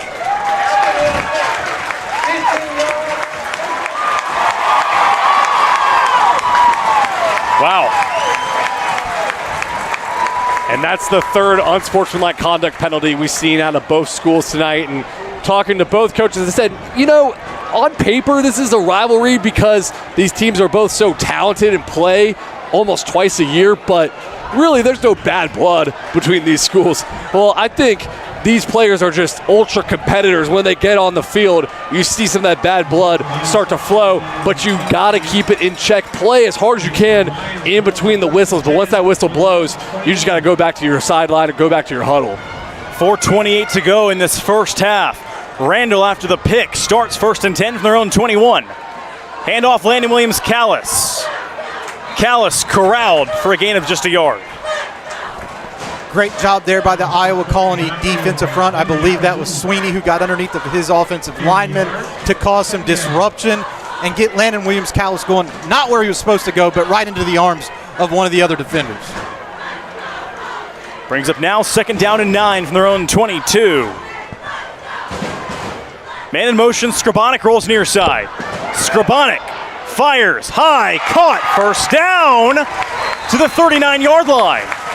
What a touch throw from Tyler Skrabonik. There was a underneath defender where if he throws that on a line, it is intercepted, but beautiful touch pass. Great job by wide receiver Ashton Johnson, sitting right down, giving him his quarterback a great target, and Skrabonik fit it in the tight window. 1st and 10 now to their own 39 for Richmond Randall. 3:47 to play first half. They trail by 7. Skrabonik crosses body, that's high, and it's caught to the 45. They're to reel it in somewhere up in the night sky in Rosenberg. Goes Ashton Johnson. What a fun game. It seems like every play something spectacular was happening. That was just a normal crosser, but Johnson had to climb the ladder and make a great catch, and he did it. He could change a light bulb without a ladder, Powers. Yeah, tremendous vertical jump right there. Great body control. Down we go to 3:15 here in the half. In motion after the catch is Johnson. 2nd down and 4. Play fake, Skrabonik. Down the near side, it's caught inside the 20. Goes Mason Mixon.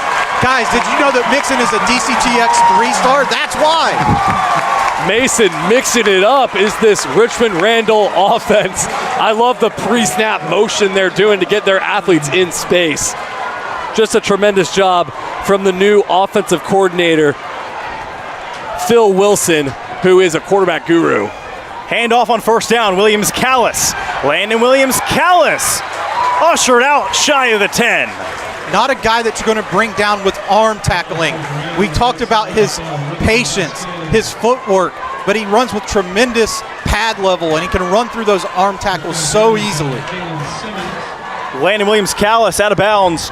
Stops the clock with 2:45 to go in the first half. Randall knocking on the door, potentially tying this one up after trailing by 3 scores. Handoff, Williams-Callis. And he's upended near the 10. I want to bring back up Phil Wilson, offensive coordinator, again, because this was a huge storyline for Richmond Randall, losing both offensive coordinators, now a head coach at Fulshire and a head coach at Houston Memorial. That's what happens when you're a state championship football team. Your staff kind of gets picked off to other schools, but Phil Wilson has done a tremendous job so far this season, and in the second quarter tonight, they're mixing it up.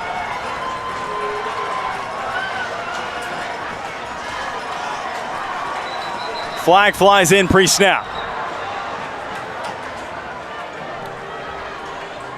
Iowa Colony safety Kalen Simmons comes screaming down to tackle Landon Williams-Callis on that last play. 6'1", 175 pounds.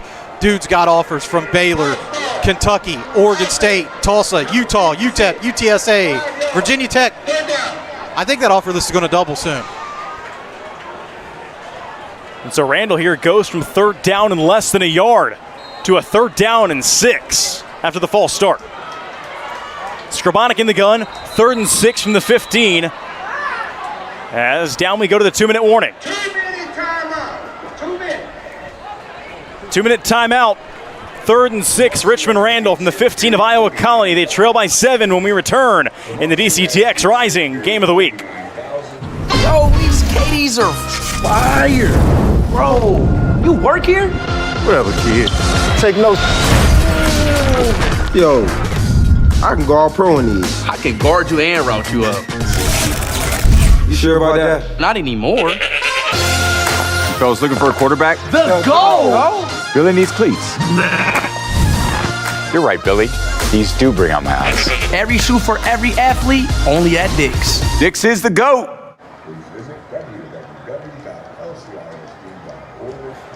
And so as we welcome you back in from the 2-minute timeout here on Dave Campbell's Texan Live, it went from a 3rd down and less than a yard for Richmond Randall at the 10 or so.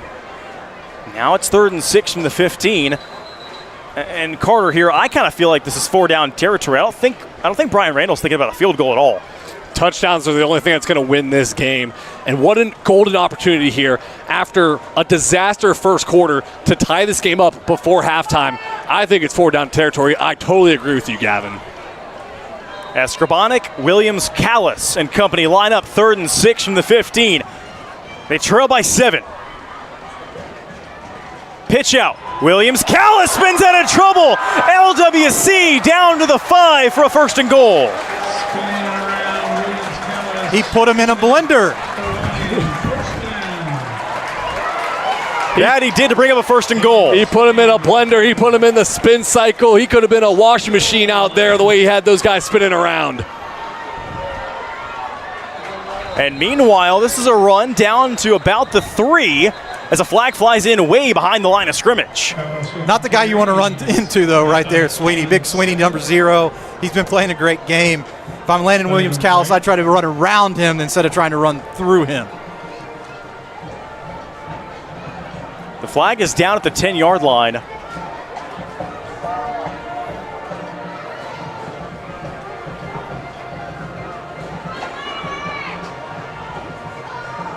Waiting to assess.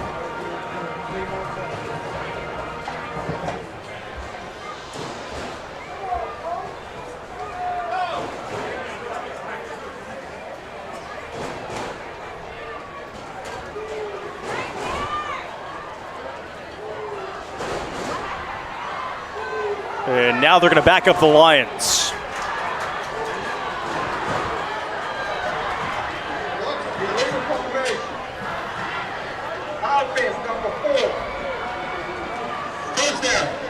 They get Kamar Chavez-Brown on the illegal formation call with 99 seconds to play in the first half.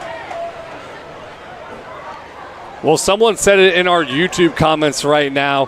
Whoa, when Landon Williams-Callis just ran the ball. And I think he might lead Texas high school football in whoa runs. Please run 10 seconds off the play clock. 10 seconds. 10-second runoff here. Takes us down from $1:39 to 1:29. It'll be first and goal from the 11 for Richmond Randall. Some of the tougher situations are these long and goal situations, right? You can turn to Landon Williams-Callis, but you don't want to put yourself in a situation where you have to throw a pass on third down. It looks like there's a blitzer coming from the overhang defender on the left side. That's why Randall's checking right now. Skrabonik checks it at the line. First and goal from the 11. Play fake. Skrabonik.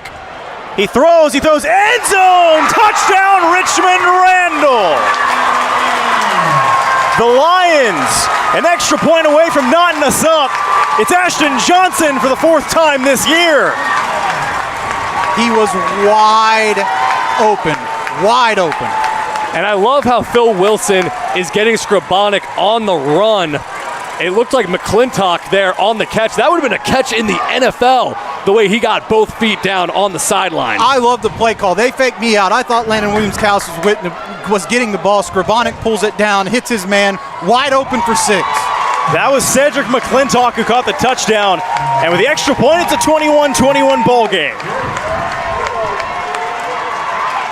1:21 to play first half. We're back after this in what is now a brand new ball game. Introducing Elite Source Evaluators, your source for evaluating top athletes. We identify, rank, and project top high school players and provide insight and exposure that helps players stand out in the recruiting process. Get ready for the 2026 ESC Gridiron Showcase. This invite-only event brings together the top high school football talent from across Texas, giving them an opportunity to go head-to-head with the best, showcase their skills, and get recognized by colleges around the country. The road to the next level starts here. I'm Patrick, and this is my Ford F-150 hybrid. I can reconcile driving a big truck when I'm getting 24 miles a gallon. Being able to learn to increase my efficiency, getting the battery to kick in, squeezing that last little bit of distance, it's kind of fun. To have the capability with the efficiency is really something. Get $3,900 for 72 plus $3,250 cash on F-150 or lease for $499 a month with 0 down. Ford is the best in Texas. It's a brand new ball game here in Rosenberg at Traylor Stadium on Thursday night in Week 5, 21-21 after the touchdown strike from Skrabonik to McClintock. Kick here fielded by Iowa Colony. It's a good return for the Pioneers across midfield. They'll mark him out of bounds somewhere along that far sideline, down to 1:13, where the Pioneers will set up shop. And this is a golden opportunity for Iowa Colony because remember, Richmond Randall returned the opening kickoff, so Iowa Colony with a chance to go 2 for 1, get a touchdown here, get the ball back to start the second half, get another touchdown, and all of a sudden to be a 2-score game again. But you got to take it one play at a time to do that. On that return was San Diego State commit Jeremy Garner the second, and you can see why that little flashiness he had there at the end of that run to pick up some extra yardage. They marked Garner out of bounds at his own 49. Iowa Colony starts a yard shy of midfield.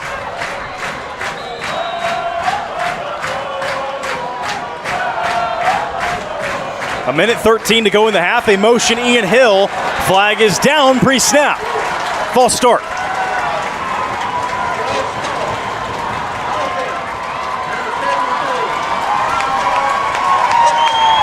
And that's the crowd noise coming into effect, that home field advantage for Richmond Randall. This crowd is feeling it. We got the left tackle, Noah Smith, to jump a flash early there. Now it's 1st and 15. They motion Hill in and out. Handoff, Tenner. Tenner carrying a defender with him for a positive gain of nearly 7. Well, Tenner was hit in the backfield and ended up getting an 8-yard gain because he took that guy for a piggyback ride down the field. Yeah, he was dragging Bernard down the field on his back to pick up 5 yards right there, 4 or 5 yards. I'm going to call it a generous 4. Well, but that was a false start, though, so they were at the 15. They had 15 yards to go. There you go. 10-yard run. 40 seconds. Carson White has all day. He's going to heave it deep inside the 10. That one sails well shy of the intended target and the defensive back as he was trying to hook up with Jeremy Garner the second. Oliver again in coverage right there. I think that the receiver might have had a step on him right there. If the ball would have been placed a little bit better, could have been a huge play. Down we go to 36 seconds, brings up a 3rd down and 6.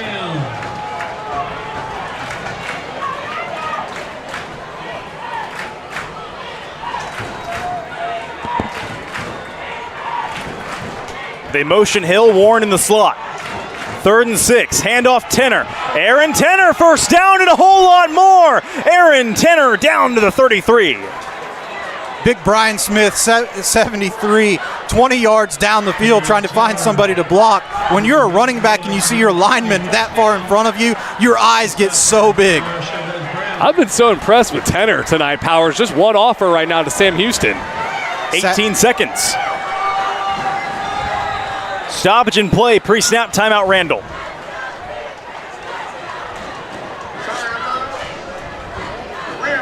You can't take them with you to halftime. That was a good usage right there. They had the defense on their heels. Randall wants to reassess, get his guys calmed down, see if they can hold them from keep them off the scoreboard as the final 14 seconds is about to tick off this clock. And so, guys, we've seen this scenario so many times through the first 4 DCTX Rising games of the week so far this year. Here in the 5th one now, you got, maybe 10, 15 seconds. You got a couple timeouts. You have time to take a couple shots to the end zone. You have time for, let's say, 3 plays, Carter. Maybe a shot deep, maybe. And then after that, if you don't get it, you don't hit it deep, then it's like, okay, now do we set ourselves up for that field goal opportunity, or do we try to take another shot, depending on the leg of your kicker, right? Yeah, and Carson White has shown he has the arm to get that ball into the end zone on a frozen rope. So you got to feel confident with a 3rd-year starter back there at quarterback, not only because he can make the throw, but he knows which throws not to try to make right now. 3 receivers down low, 14 seconds, 1st and 10 from the 33, and Warren seemingly uncovered in the slot. Carson White throws near side, it's caught, down to the 21 with 8 seconds to play in the first half. And there to make the reception is Christian Mensah.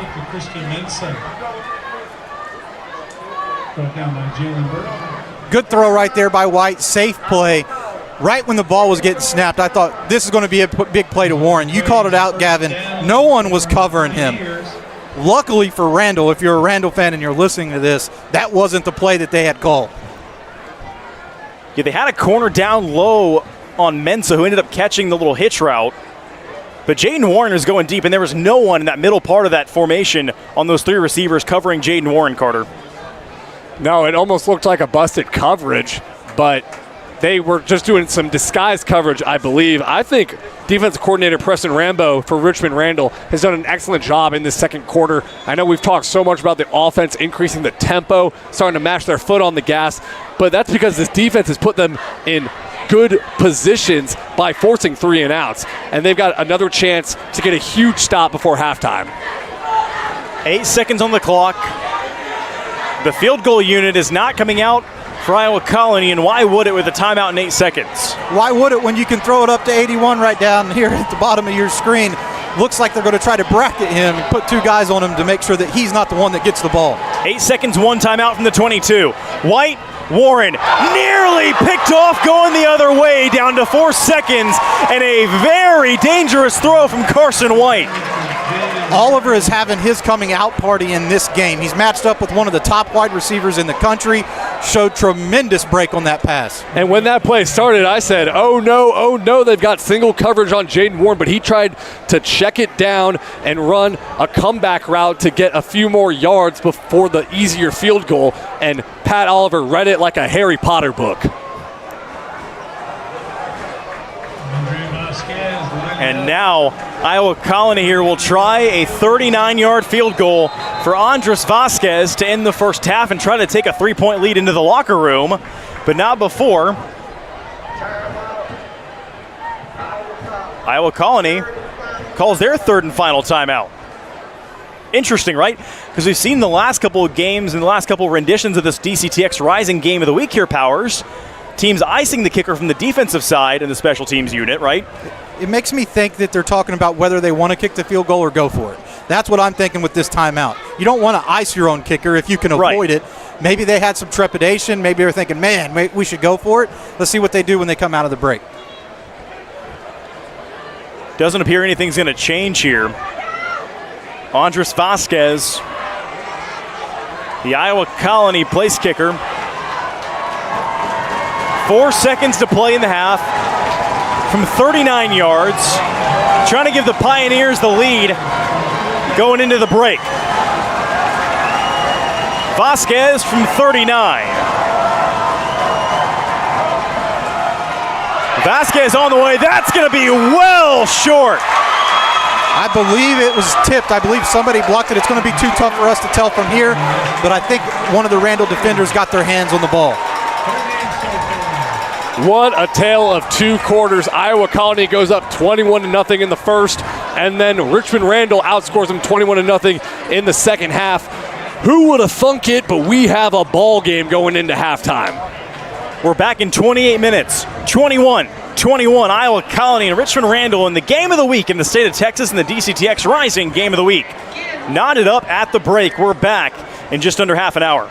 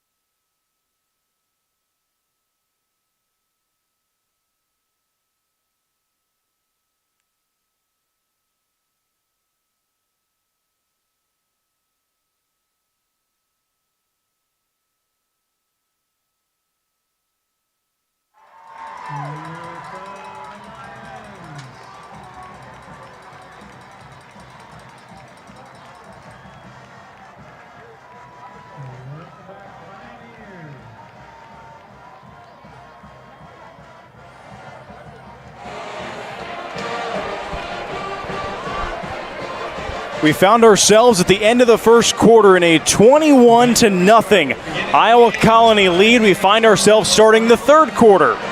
21-21. Welcome back into the DCTX Rising Game of the Week here on Dave Campbell's Texan Live. Whether you're watching us on TexanLive.com or on YouTube, go ahead and subscribe at TexasFootball.com/subscribe for more games like this all weekend and all season long. I'm Gavin Moritz. Alongside me, Carter Yates, Greg Powers on the camera, Justin Delferris, Mallory Hartley joining us. She's roaming around here somewhere.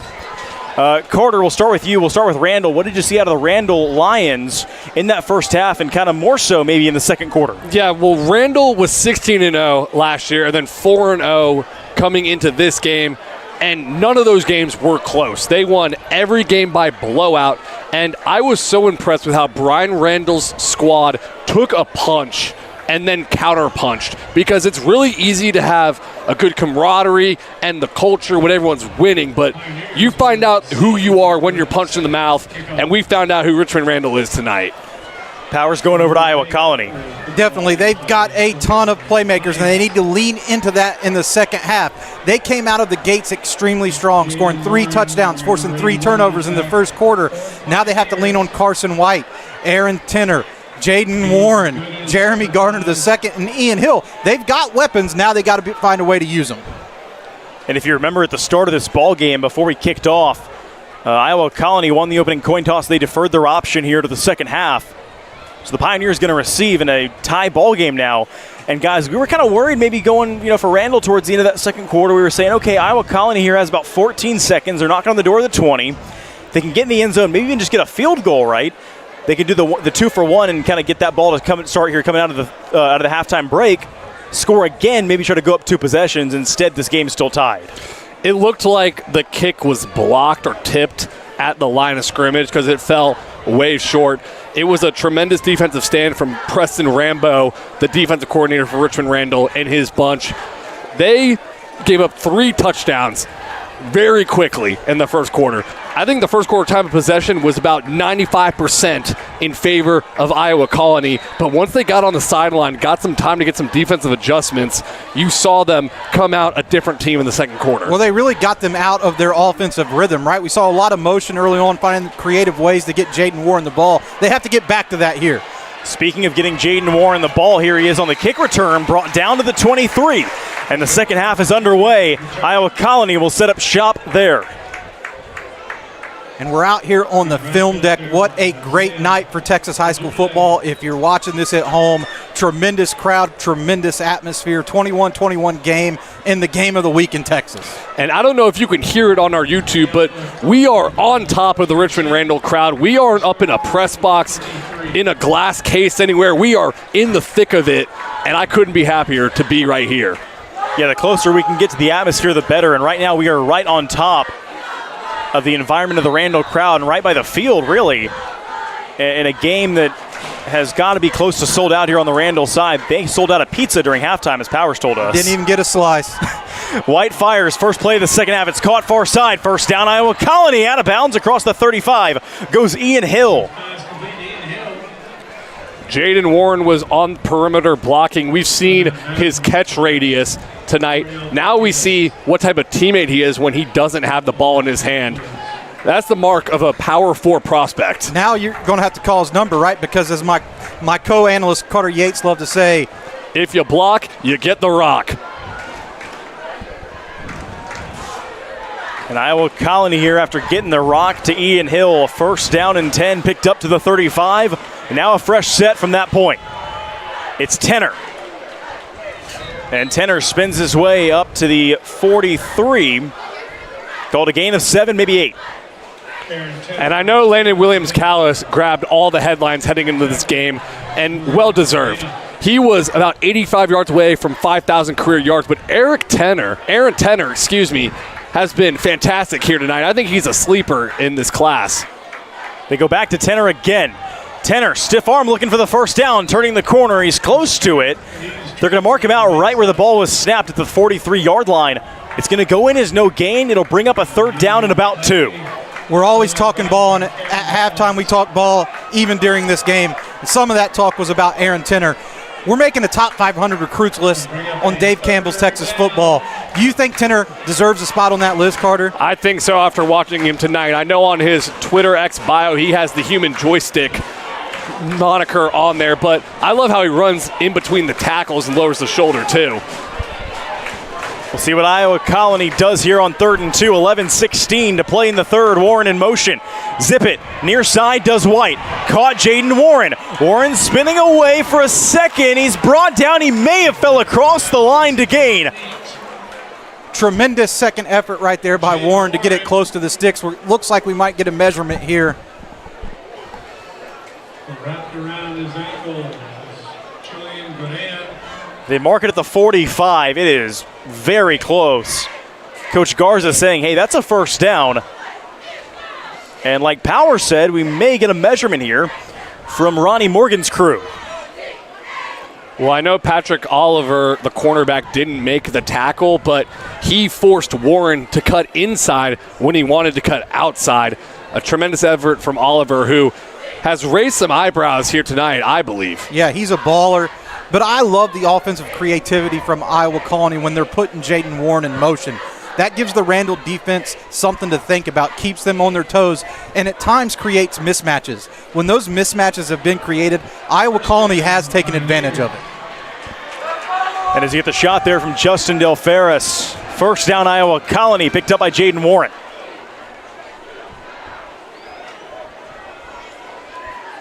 Warren needed 2. He got maybe 2 1/3. Just fell across that line to gain to move the sticks. And the Pioneers' drive will continue. They don't always ask you how you got it. They just ask you if you got it. 11 minutes to play in the third, only a minute gone by. Carson White. Far side, that's high, that's caught, incomplete. And a shove after the play as Ian Hill trying to reel that one in. And thankfully for Iowa Colony, he wasn't able to corral that one because that would have been a big loss. Patrick Oliver, once again, out in the flat. He's been asked to match up man-to-man with Jaden Warren plenty tonight. And normally that would send shivers down the defensive spine, but Oliver has handled the task. And Bernard getting some pressure right there. They got him listed as a defensive back on our roster, but he's a tall, lanky one, playing more of a defensive end role for this Richmond Randall defense. 10:53 to go in the quarter.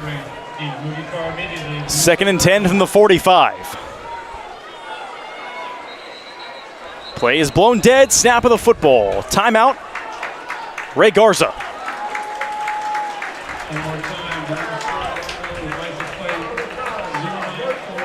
Our first charge timeout here of half number 2 for Coach Ray Garza, who we've talked a lot about. Brian Randall, right? He's, is the namesake, his father of the school, a legacy in Lamar Consolidated ISD, around the Houston area, of course. Talking about Ray Garza at Iowa Colony, meanwhile, Carter.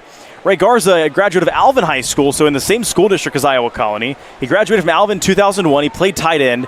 He joined the Manville staff under Kirk Martin in 2008, and then Shadow Creek in 2016 under then head coach Brad Butler. So he's been around guys that know how to win and know how to make the state championship game. And talking to Garza this week, he praised his football program and his guys that are seniors now that played as freshmen and sophomores when they started this program in 2022, because it is very difficult to be the first ones through the door and not have an older example to follow. They made the example, and you will feel this class of 2026 and the class of 2025 before them in the halls of Iowa Colony for a long time. 30-11 as the head coach at Iowa Colony. Handoff here on 2nd down and 10, going to Tenor. Tenor to the opposing 49, a gain of 6. Brings up a 3rd down and 4 with 10:40 to go in the third. And about that previous point about Coach Garza, he opened Iowa Colony. He helped Brad Butler open Shadow Creek. It's so experience opening schools, and I think that's what made him so attractive for the Iowa Colony position, that experience at Shadow Creek. And he has proven well worth it and a home run hire for them. 3rd and 4 from the 49 for Iowa Colony. Handoff Tenor. Tenor shedded off the first tackle, and he's got the first down to the 42. What did he call himself, Carter? The human joystick? Well, he made that dude miss easily and showed his quickness to get to the edge. Man, we got the human joystick on offense. We got Pac-Man on defense. And Aaron Tenner, the human joystick, has a first down to the 41. Do you think he's called Pac-Man because he's out there eating tonight? Yeah, he's always eating those pelts. He's been doing it since he was a freshman. You know, this is a guy that burst onto the scene early, and he's only continued to get better by my estimation. In motion is Jaden Warren.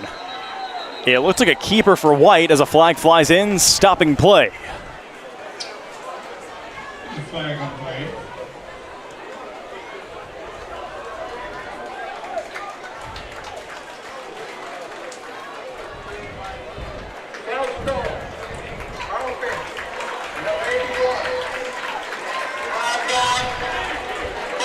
False start against Jaden Warren.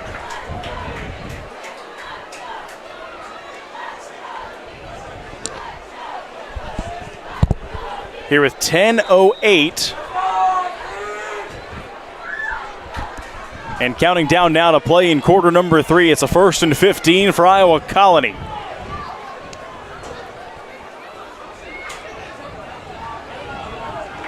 Now from the 46 of Randall. They motion Tenner into the flat. White zips it to him there. It's caught Aaron Tenner. Tenner down to the 39, a gain of 7 to bring up a second down and about 8. Gavin, I just want to take a moment to say a big thank you to all of those watching live on YouTube. We just crossed 1,000 live concurrent viewers for the first time in DCTX Rising Game of the Week history. And y'all couldn't have picked a better one to join us for between two heavyweight programs in District 9 5A. Piggybacking off of that, something that you'll love, Ian Hill doing his work over there on the perimeter, making a tremendous block for Aaron Tenner to pop that wide open so Iowa Colony could pick up this first down. White, near side Warren. Jaden Warren still on his feet with flags down. Jaden Warren out of bounds to the 23. For the moment, it's a big gain and a first down, but there are flags down back across the 30-yard line. There's a flag on the play. Thrown out of bounds by Mallory and Oliver. Warren was brought down by Oliver and Mallory. As we mentioned, Ryan Mallory, the state championship game defensive MVP last season.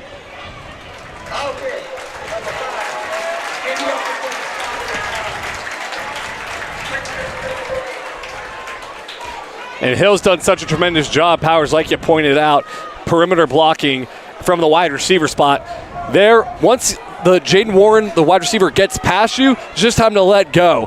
And he just stayed engaged for too long, and it's so easy to spot out there for the referee and this state championship crew. Again, like we said, Ronnie Morgan and his crew have officiated several state championships. He told me they've done North Shore Duncanville a couple times. I believe he told me they did the Sauk and Randall game at AT&T last December. So a crew that has experience doing big games. This one of the biggest ones yet. Second down and 10. White, near side, off the fingertips of Mensa, incomplete. I almost called that right. I called that out right before the play. Mensa comes onto the field. He's a junior that they're extremely excited about. Big and strong wide receiver, but that one just went through his paws. He wasn't able to pull it in. And Mensa coming in on their year, the junior, 4 receptions, 29 yards, a lone touchdown, 7.3 yards per reception. Sets up that one there. Sets up a pivotal 3rd and 10 for this Randall defense. I think it could be 4-down territory for Iowa Colony. You want to get about 5 here to make the 4th down decision comfortable.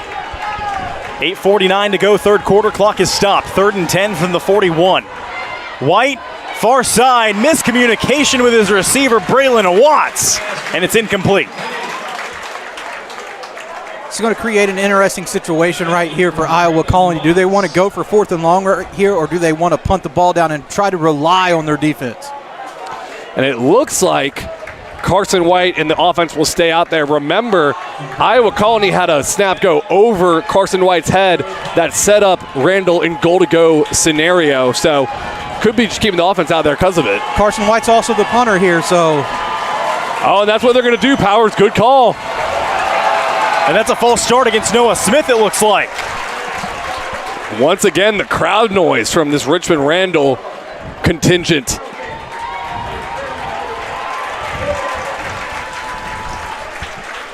They backed up Carson White for the quick kick, and Noah Smith got going a little bit early.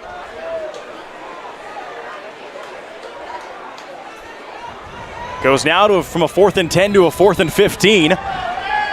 Landon Williams-Callis playing center field back there, and the flag flies in again in the neighborhood of Noah Smith, and a little dance from Pac-Man Dominguez. I can't help but think that the crowd noise has something to do with the operation of the offensive front right now. It's a very timing type of thing as you're trying to get that snap off, and they may not be able to hear it. And this Randall crowd can sense that they're having an effect out there. Those 2 false start penalties are a direct result of the noise this crowd is bringing. A drive that had such promise now finds Iowa Colony from a 4th and 10 to a 4th and 20. All the way back across the 50-yard line to their own 49, and a timeout, it appears, is taken pre-snap on 4th and 20. I don't think Randall had enough guys in the formation. At least that's what I'm guessing, because Brian Randall's counting all the guys in the huddle. And if you'll notice, they had on those previous 2, well, before the false starts, that is, they had Landon Williams-Callis back deep, kind of playing that lone return man, just in case spot, kind of the center fielder back there. But then they brought Williams-Callis out. They sent in 2 guys in what I would assume is probably a more traditional punt return formation for them, and there was some miscommunication changing the guys in and out on the substitutions. Sometimes sloppy plays just contagious. I mean, 2 false starts from Iowa Colony, and then Randall comes out with not enough guys on the field. You got to have enough guys on the field on those crucial downs. We saw that in a game last week in crunch time. So it's always important to make sure you have 11.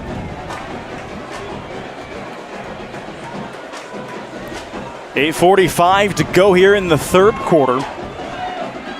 It is 4th and 20.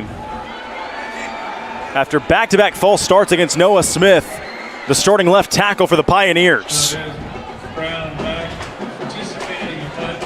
As Kamar Chavez Brown stands back at about the 16-yard line, ready for the boot from White.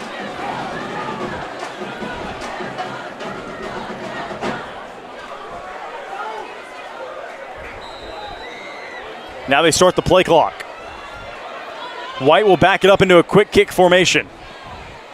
On the way, fair catch, Chavez Brown, 15-yard line, and that is where Randall will start. 1st and 10, 8:39 to go in the 3rd. Again, the Randall Lions have this game tied at 21. They have not had the lead tonight, and the opportunity here arises.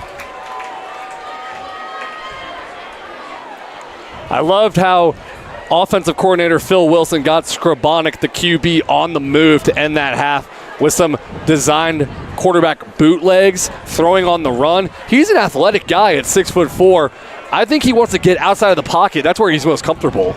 Yeah, no doubt about it. I love the play calling at the end of the first half. They were able to get him, like you said, outside of the pocket, create some opportunities for his wide receivers as they extend the play. Skrabonic with Williams-Callis behind him. They hand it off to Landon Williams-Callis. Making something out of nothing. Here's Landon Williams-Callis down the sideline.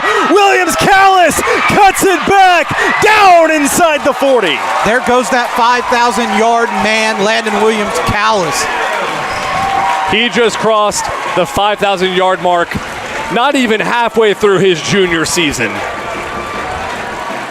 And Landon Williams-Callis down to the 38-yard line in a drive that started back at the 14-yard line.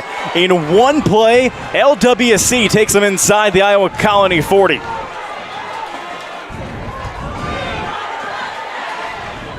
As now Amari Louisville, the junior reserve running back, comes in for the first time tonight. Iowa Colony is late getting a substitution. They might get caught with too many men on the field. And it looks like they did. Flag flies in from the far sideline.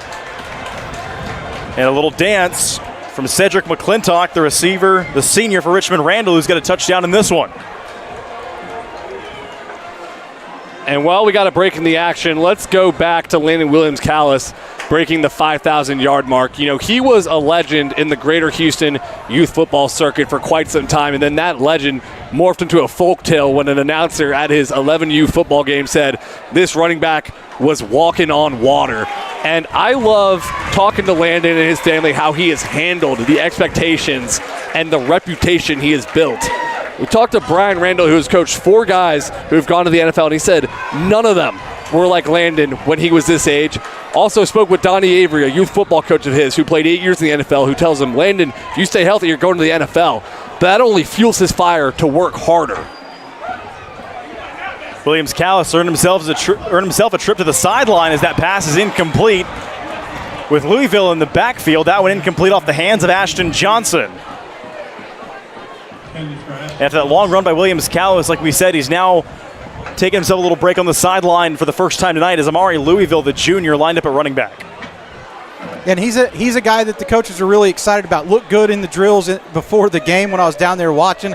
I definitely snapped off a couple of photos of him because he passes the eyeball test. So I'm excited to see what he brings to the table. And for all the numbers that Williams Callis has put up this year, Amari Louisville, to our count, 26 carries coming in, 245, 4 touchdowns. They motion Mason Mixon. 2nd down and 5 from the 33, 7:44 to go in the quarter. Skrabonic taking his shot for the end zone. Incomplete. Swatted away. Tremendous coverage there by Jeremy Garner II, playing on both sides of the ball. A two-way star here for Iowa Colony. And San Diego State commit, right, Powers? Yeah, he's committed to San Diego State. And I loved how the athleticism there, because a lot of times when you're trailing the wide receiver, you can play through the body and get a pass interference call, but he showed great athleticism to hop up and get that hand over the wide receiver without really touching him to bat that ball away. Surprisingly difficult pass to defend because it was underthrown, and you see that all the time in the NFL where that flag comes out, you know. Tremendous coverage and awareness there. 3rd and 5, Skrabonic dumps it off. Williams Callis. Landon Williams Callis slung down for a loss of a yard, maybe got back to the line of scrimmage. I believe that was Henry Kalu with a sound tackle and one of the best players in Texas right there. You very rarely see Landon Williams Callis get brought down by one guy, and Kalu just about did it. I know he had a couple of helpers there because all 11 hats are flying to the ball, but he was the one who did the bulwark of that tackle. 7:05 to go in the 3rd. 4th and 5 from the 33 for Richmond Randall. The offense stays on, perhaps in no man's land. In motion is Chavez Brown. 4th down, Skrabonic. Hit from behind, ball comes out. It doesn't matter who's got it, but it looks like Iowa Colony does on 4th down. They nail Skrabonic, and the ball comes out. And that was Daniel Sweeney, who we've seen play both ways tonight. The senior is a 4-year starter, one of many on this Iowa Colony team. He's turned my head, Greg Powers. Absolutely sick swim move right there by Sweeney, coming over the top of the offensive lineman, not taking his foot off the gas at all, making life real uncomfortable for Skrabonic and getting the ball back for his offense. He looked like Michael Phelps with that swim move. Down we go to 6:45 to play in this 3rd quarter. And Iowa Colony gets the ball back after a turnover on downs forced by the Pioneer defense. From their own 43, the drive begins. Up the gut, it's Tenner. And Aaron Tenner, who hasn't really got a break tonight, gains 3. Caleb George there with a tremendous play for the middle of that defense. I really like the work that this Richmond Randall defensive front does. Not the biggest guys of some of the other teams that we might have watched, but they're grimy. They get in the trenches and they do work. And I think Eldrick Gonzalez has been my breakout star tonight. No He's doubt. part of that front 7 too. Pat Oliver might have something to say about that, but very true. I'll agree with you. And on that 1st and 10 run, Aaron Tenner gained officially 4 to bring up 2nd down and a long 6. White dumps it off Tenner. Gets out of the first tackle, stays on his feet. Aaron Tenner out of bounds near the 49. For the moment, it's a gain of 3 to bring up 3rd down. Officially halfway home, right on the dot here in the 3rd, 6 to play. I think they're going to get Ian Hill on a hold right here. I'm interested to see. I thought it was a pancake. Yeah, it looked like he did hook him. Ian Hill, the senior wide receiver, who's got offers from Lamar and Pitt, has had such a big game tonight for this Iowa Colony offense. might get called here.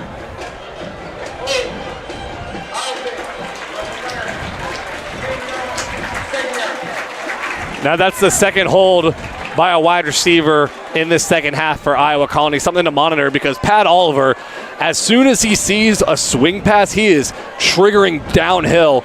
He is not hesitating whatsoever. That makes the wide receiver block so hard to execute. Attacking the zero angle, trying to meet the point where the ball is and where he is and save his defense yardage on every play. 6 to play in the third exactly. Second down and 16 for Iowa Colony. Carson White evades pressure. White turning the corner, and he hops out near the 41, make it the 42. It's a gain of 5, maybe 6 to bring up third down and long. Well, one of the things that Coach Brian Randall said they would have to account for is Iowa Colony's speed.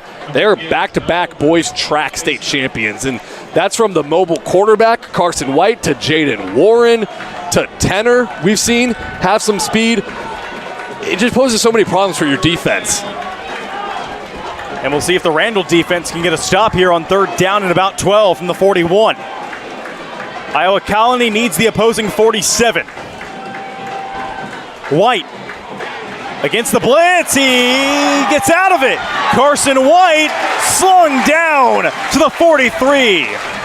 What a tremendous run by Carson White, but an even better play there by Pac-Man Dominguez, dragging him down from behind. A TCU commit is just not someone who you can escape from. He's also a DCTX Hot 100 member in the class of 2026.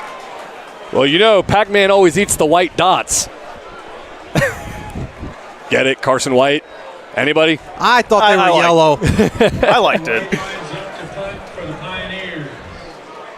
Oh, man, 5:10 to play in the third.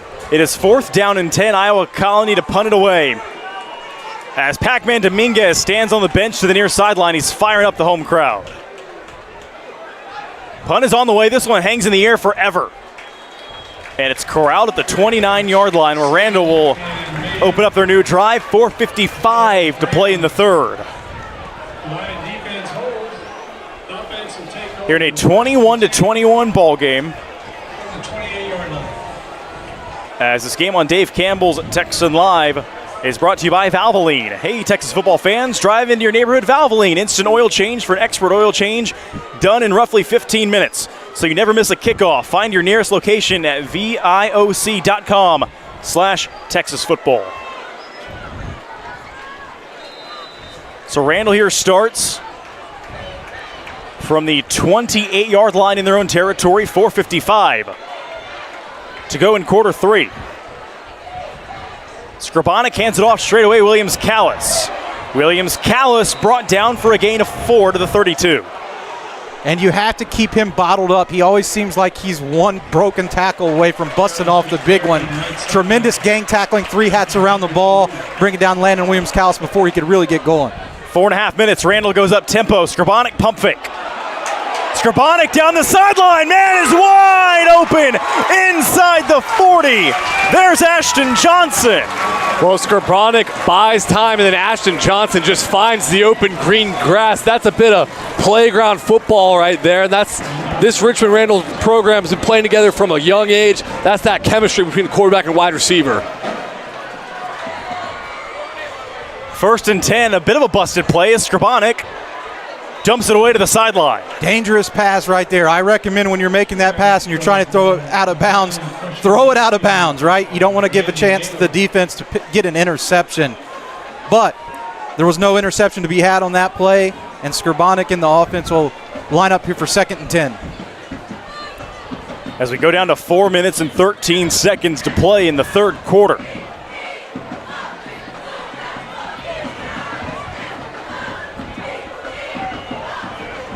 Second down and 10. Handoff Williams-Callis. Landon down to the 32. And third down coming up for the Randall Lions.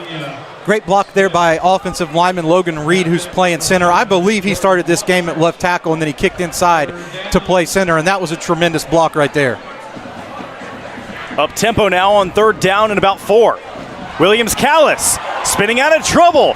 First down inside the 25. Ooh, that spin move is so dirty. Landon Williams-Callis is so explosive, and he has been training on that speed since he was 3 years old, working at practice with his older brother Keyshawn and father Cornelius.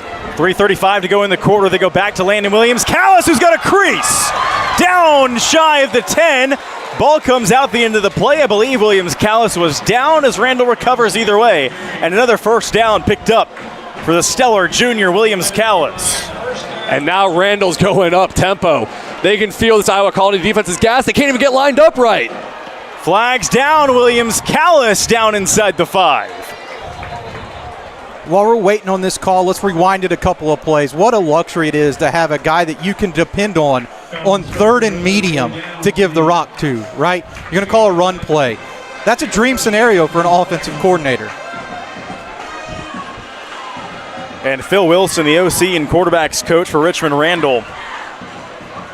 Not even just Landon Williams-Callis, but the whole offense. Plenty of weapons at his disposal.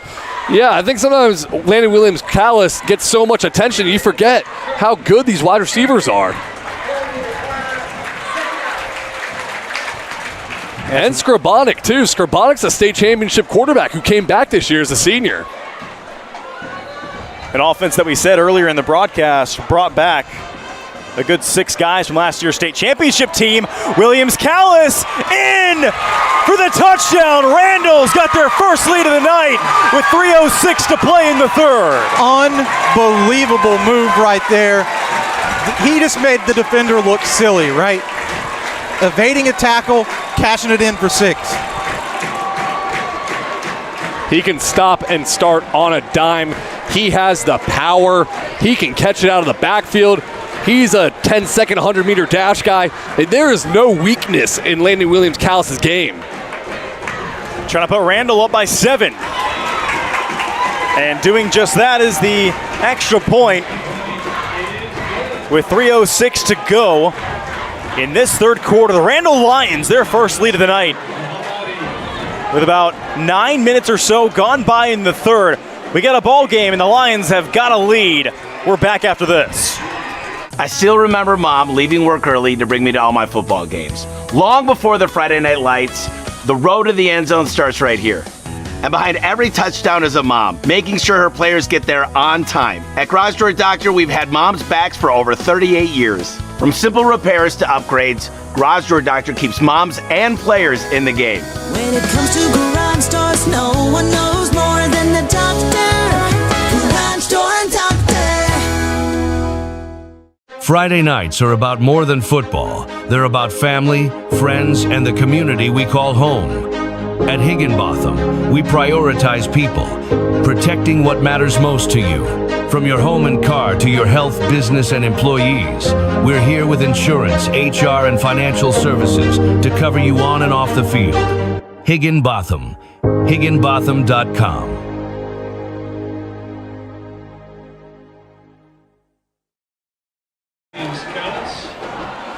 We've officially got ourselves a ball game. We're partying here on the DCTX Rising Game of the Week. 3:06 to play in the 3rd, 28-21. Richmond Randall.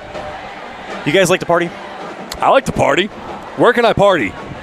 How about the after party tomorrow night? Wherever you stream, it's free. It's Texas football tonight. The after party on TexanLive.com, 10:30 p.m. Central Time every Friday. Wherever you stream, X, Facebook, Instagram, TexanLive.com, YouTube. If you're watching this on YouTube right now, we got more content coming up for you tomorrow night. In just about 24 hours for Texas Football Tonight, join Ashley Pickle and Greg Tepper for the best show in Texas. I watch that show every Friday night. It's become part of my routine as I'm heading home from a Texas high school football game. And sometimes when I'm at one game, I know intricately what happened there, but I know everything that happened around the state on my drive home as I'm listening to those guys. Yeah, on the show we got insight, we got analysis, we got recaps, we got scores, highlights, everything you could ask for. Plus we got Greg Tepper and Ashley Pickle. How about that? Scores from around the state. And in the game of the week in the state of Texas, this one a 7-point score in favor of Richmond Randall as they kick it away to Jaden Warren. Warren reverses field. Doing it again. Jaden Warren down to the 32 for Iowa Colony. 28 unanswered points by Richmond. Randall, now is the time for the Iowa Colony offense to try to get itself back in sync and see if they can tie this game. Is a gotta-have-it drive from Iowa Colony. They have been stuck in neutral since the end of the first quarter. They have the dudes to kick it into high gear, though. And so Iowa Colony here will start. 1st and 10 from their own 32, 2:57 to go here in the third.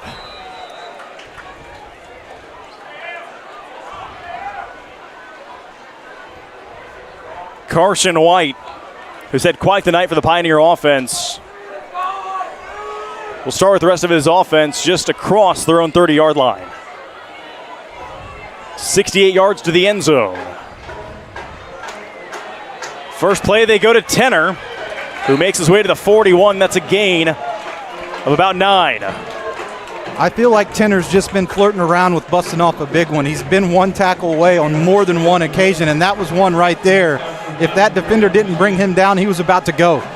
He just hits the hole so hard because there is an overhang linebacker ready to meet him, but Tenor's already on him by the time, like, he's 4 yards downfield before the linebacker can even hit him. That time, the Randall defense drops Tenor for a loss of 3, back just across the 39-yard line to bring up third down and about 4. And it looked like Ryan Mallory, the Class 5A D2 state championship defensive MVP from last year, in on that tackle. With him and Noriel Dominguez in the fold, I dubbed Richmond Randall's linebacker duo the best in Class 5A, and they started to play like it here from the first quarter on. Third down and about 3 from their own 39 for Iowa Colony. Under 2 to play here in the third. Trying to move the drive along. They need 3 here on third. High snap White. Handoff Tenor. Aaron Tenor trying to break one off. Here he goes. Aaron Tenor down to the 15. He lost the ball at the end of the play. I believe that kicked out of bounds is still going to be Iowa Colony's ball. What a block by Sweeney, coming to the second level, getting his hands on the linebacker. Aaron Tenor taking advantage, and we talked about him busting off the long one. There it was. And he fought through a face mask at the line of scrimmage, too, to even get past the line of scrimmage. Then he gets a whole lot more. 90 seconds to go in the third. Aaron Tenor finally breaks one off for the Pioneer offense. You know, he'd been getting 5, 10, 10, but he was just one broken tackle away from ripping off the big one, like Greg Powers called out about 2 plays before that run happened. 1st and 10 in the red zone at the 14-yard line. Handoff here to a new back. Looks like Denham Barnes, the junior. And Barnes down to the 10.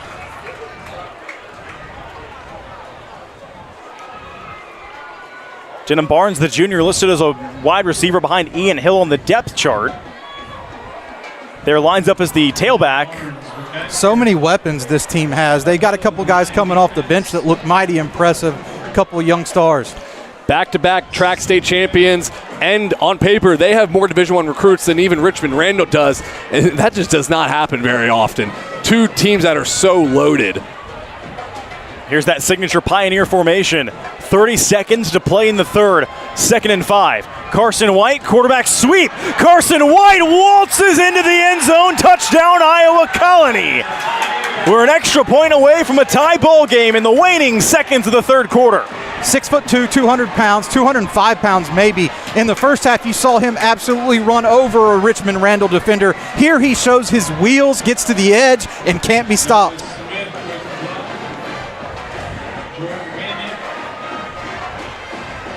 And Vasquez will look to make this a 28-28 ball game in the final 22 seconds of the third quarter.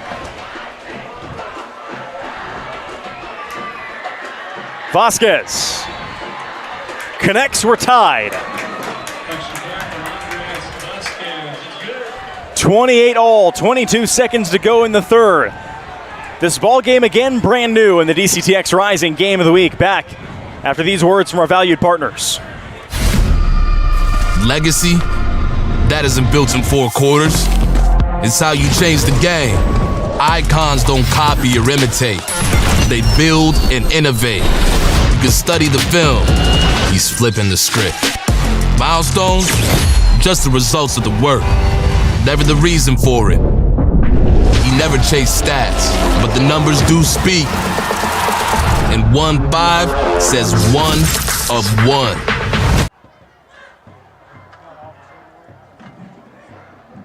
Pioneer scoring drive, 5 plays, 48 yards. 1 yard. And so Carson White with the extra point from Vasquez that followed the touchdown run for the quarterback for the Iowa Colony offense, the junior. We're tied at 28, folks. 22 seconds to play in the third. And after a 21-0 start for Iowa Colony, since then it's been 28-7 Randall. But now we're tied, guys, in this game living up to the billing that we've kind of done all week. But that was a great response from Iowa Colony because Richmond Randall ripped off 28 straight, and they could have ran away with this ball game.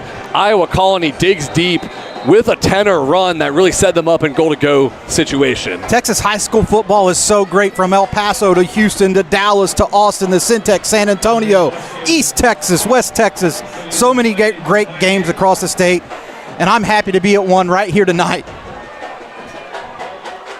Kick from Vasquez up and away. A bit of a shorter one, angled to that far side at the 25. Received there by Randall. Here's a good return for the Lions. Cutting it up, middle of the field, down to the 40. On the return goes Cedric McClintock, the wide receiver.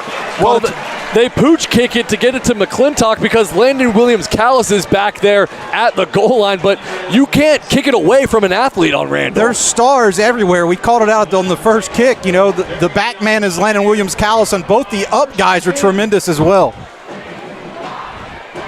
Randall starts in plus territory after the return from McClintock at the 40-yard line with 13 seconds to go here in quarter 3.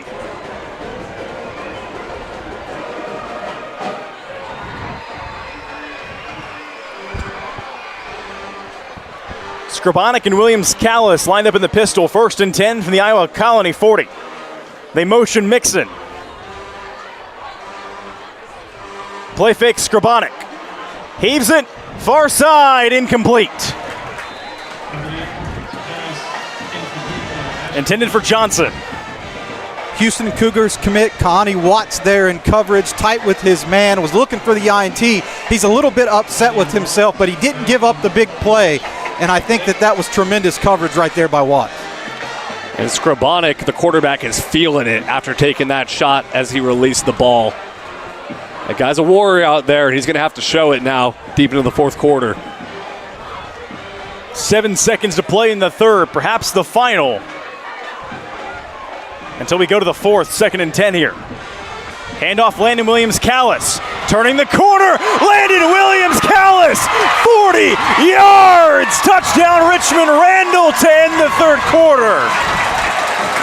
Well, remember what we said about Landon Williams-Callis training when he was 3 years old with his father Cornelius and older brother Keyshawn. Now Keyshawn was about a decade older than Landon, but Landon for real thought I should beat him and would get mad when he did not beat his older brother who had already hit puberty. In a way, he's still chasing his older brother. I think he might have caught him. Pound for pound, one of the best Texas high school football players I feel like I've ever watched in my 20-year career. Watching Texas high school football, what a tremendous run right there. He gets north and south in an instant. And so Randall, we said they had one play left in the third quarter. Landon Williams-Callis makes the absolute most of it. He goes 40 yards to the crib. 35-28, we go to the fourth. Randall's got a 7-point lead with 12 to play. Hello, Candace. Not you again. Me again. Remember our last oil change? Your boyfriend said he knew a guy who knew a guy. None of those guys knew what they were doing, including you, Todd. Silence your oil change anxiety at Valvoline Instant Oil Change, where you can watch our experts change your oil right from your car. Thanks for coming in. And finish in about 15 minutes. Valvoline. Service you can see, experts you can trust. Oil change time, Candace. Remember when your boyfriend said he knew a guy who didn't know what he was doing? Silence your oil change anxiety at Valvoline Instant Oil Change. No appointment needed. For service you can see and experts you can trust. Well, we open up the fourth quarter here on Dave Campbell's Texan Live. Again, if you're watching us on TexanLive.com, if you're watching us on YouTube, if you're one of the 1,300 plus watching us on YouTube right now, wherever you're watching from, you got a good one. It's 35-28 Richmond Randall. To open up the fourth, if you missed the last play of the third quarter, I am sorry. Landon Williams-Callis goes 40 yards to end the third quarter, and Randall's got a 7-point lead with 12 to play, guys. Hey, if you missed the last play of the third quarter, just rewind a little bit and watch Landon Williams-Callis take off. Y'all better get your popcorn ready for this fourth quarter. That's the great thing about streaming, guys. You can just rewatch it. So here we go. We got 12 minutes to play. And Randall to kick it away to Iowa Colony with Jaden Warren standing back at the 14-yard line.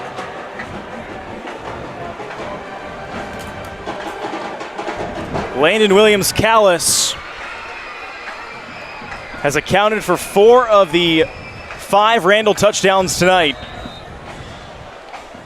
He's recovered nicely from those 2 fumbles in the opening couple minutes, guys. And we've talked about the response from Randall, who has not faced a lot of adversity so far this season, winning almost every game by 35 points. But how about the response from Landon Williams-Callis, too, who probably just had 2 fumbles on his first 4 carries for the first time in his life. And since then, he scored 4 of 5 touchdowns for this team. They kick it away from Warren. Instead, it goes to Garner. Here goes Jeremy Garner turning to the outside. Jeremy Garner down the sideline. The kicker to beat. He beats him. Flag down. Garner out of bounds inside the 10. They're going to get 32 on an illegal block right here, but he was absolutely mauling his man down the field. He pushed him about 25 yards, and then the flag comes out at the very end of the play. Wow. Just a backbreaker for Iowa Colony if this is a legal block.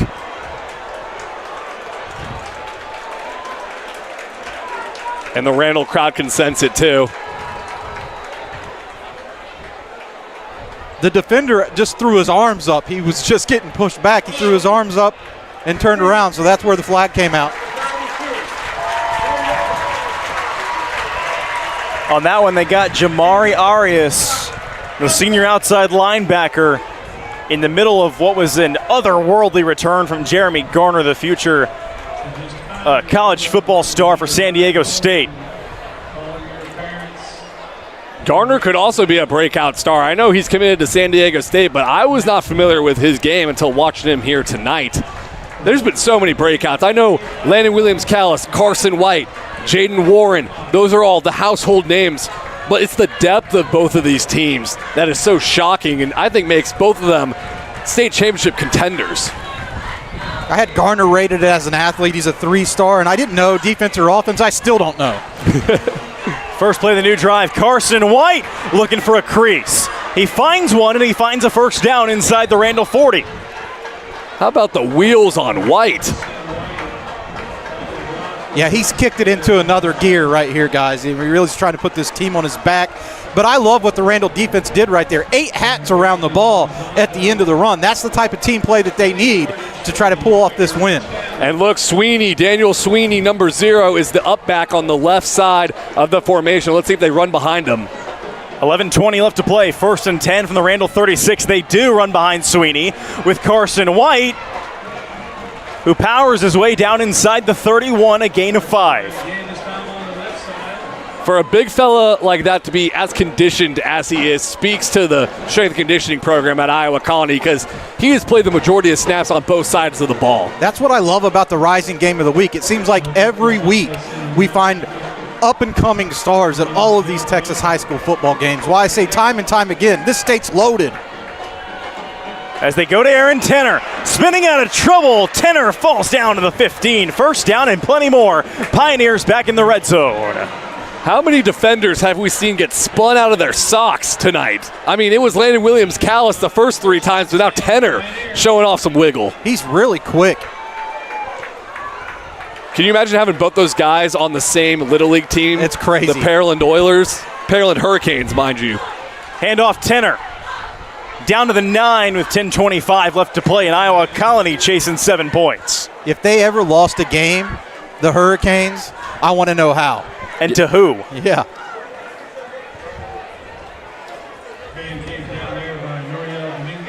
We inch down to 10-10 left to play. After the run by Tenor down to the 10-yard line, it'll bring up second down and about 5.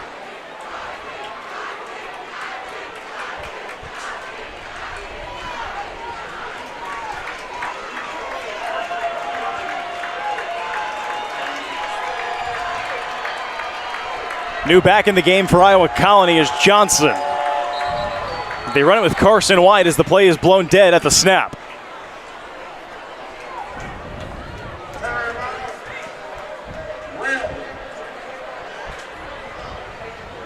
Brian Randall uses timeout number 2.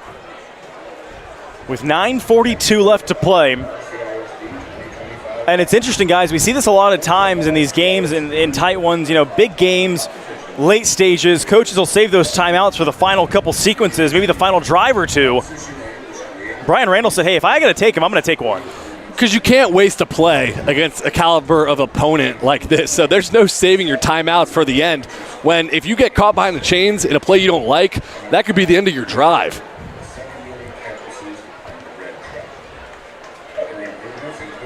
$9:42 remaining in regulation. In a game that, as we've said a couple times, has lived up to the billing this week. A game that not only have we called the DCTX Rising Game of the Week, but Greg Tepper said was the best game of the week in Texas high school football. So far, I think that's fair to say. Yeah, I believe it's the first time it happened where we, the Rising Game of the Week, matched up with Tepper's Game of the Week, and it's lived up to the hype. In sync with Tepper. 9:42 left, 2nd and 5 from the 10. Carson White rolling near side. Carson White for the corner.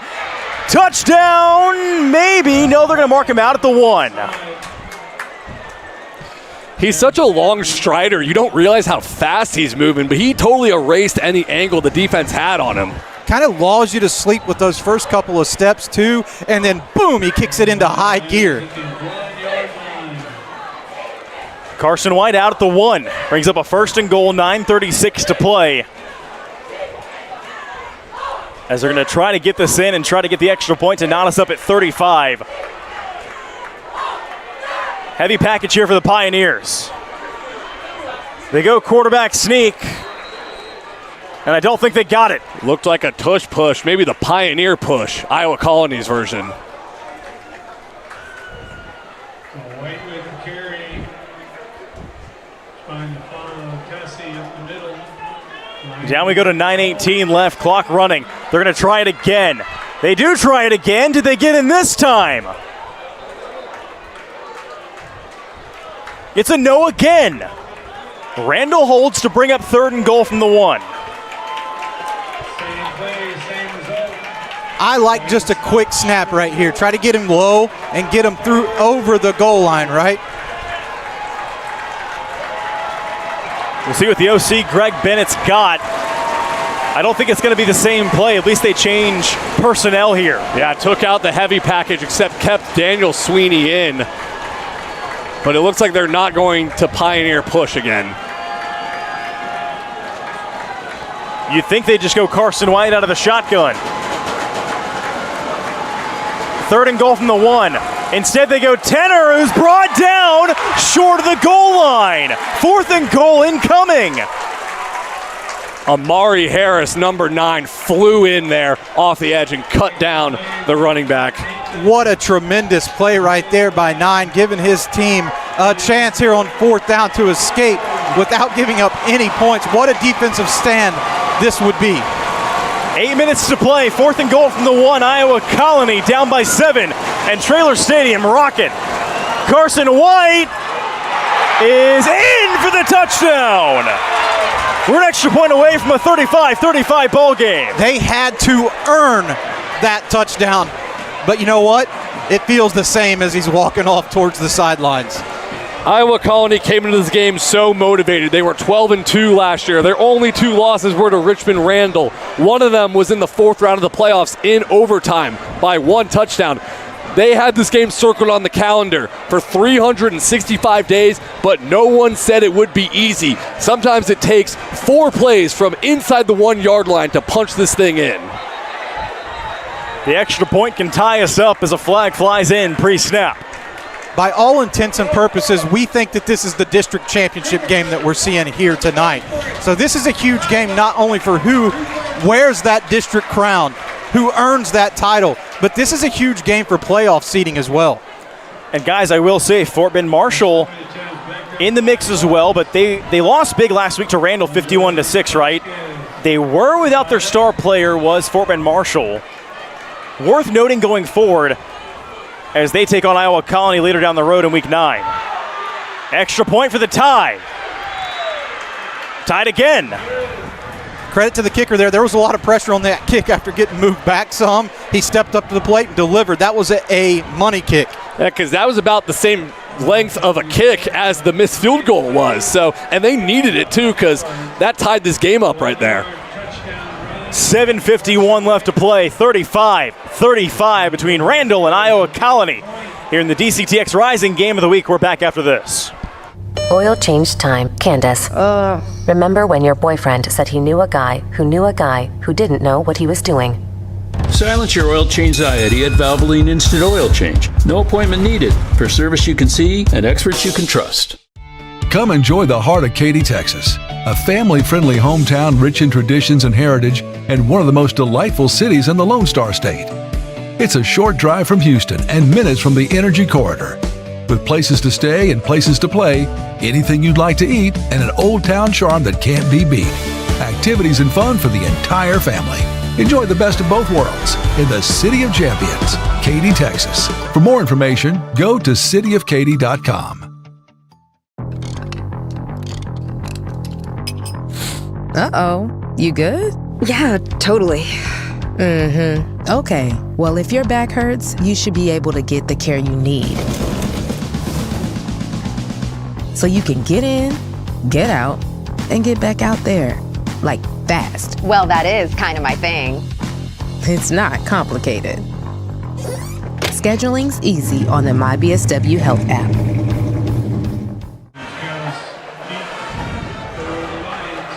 So 7:51 left to play. We are tied at 35 here in Rosenberg. Iowa Colony to send it back to Richmond Randall. Short kick, angled sideline, reeled in at the 27. Trucking up across the 30 for the Randall Lions goes Cedric McClintock. 7:47 left, Randall's ball in a tie game. What a game. I mean, I want to say heavyweight fight, but I said it earlier, this feels more like two race cars trying to come down to the final photo finish. It just seems like when one team gets an advantage, the other team just strikes back, and sometimes those strikes come very quick. It's like an F1 race, like Ford versus Ferrari or something out here. 7:47 left. We'll see who's our Christian Bale. From the 31. Handoff Landon Williams-Callis. Trucking his way free. Landon Williams-Callis, what a run! You're not going to catch him. You're not going to catch him. Down the sideline. Touchdown, Landon Williams-Callis, 69 yards.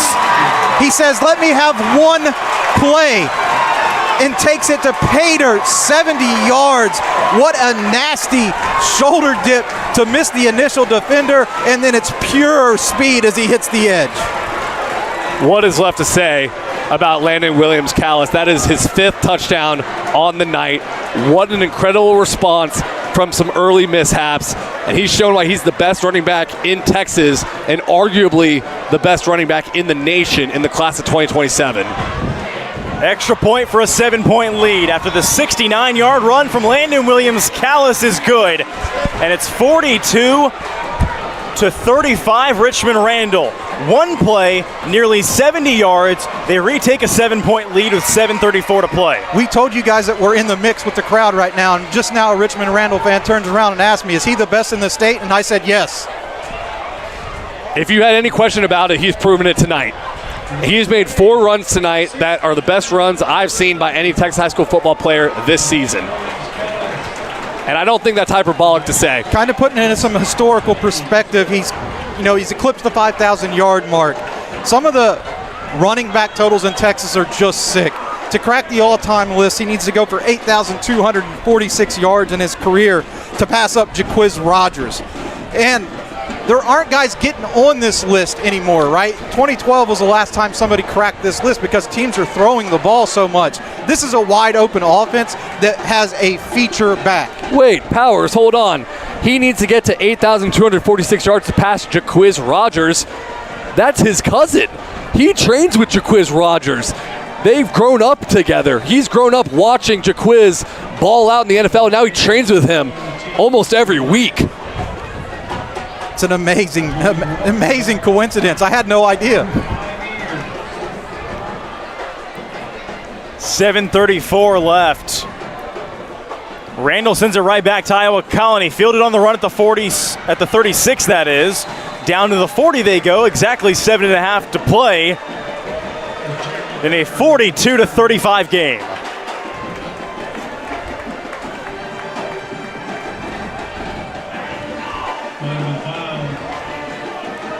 Looking ahead to next week, I don't know how we're doing that with 7.5 to play, but it's worth noting Randall also has a bye week in week 6. Iowa Colony, guess what they've got?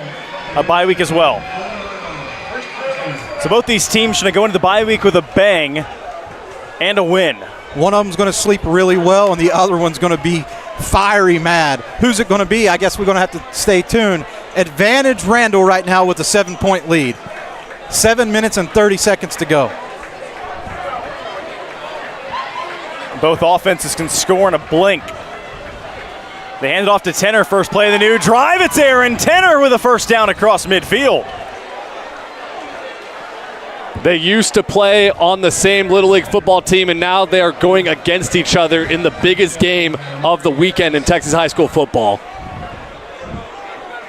Oliver comes up a little lame after that play, but it's nice to see him trotting off the field underneath his own power. It doesn't look like it's going to be too serious.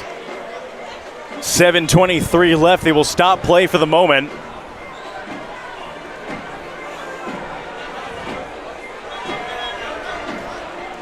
A very brief stoppage here with under 7.5.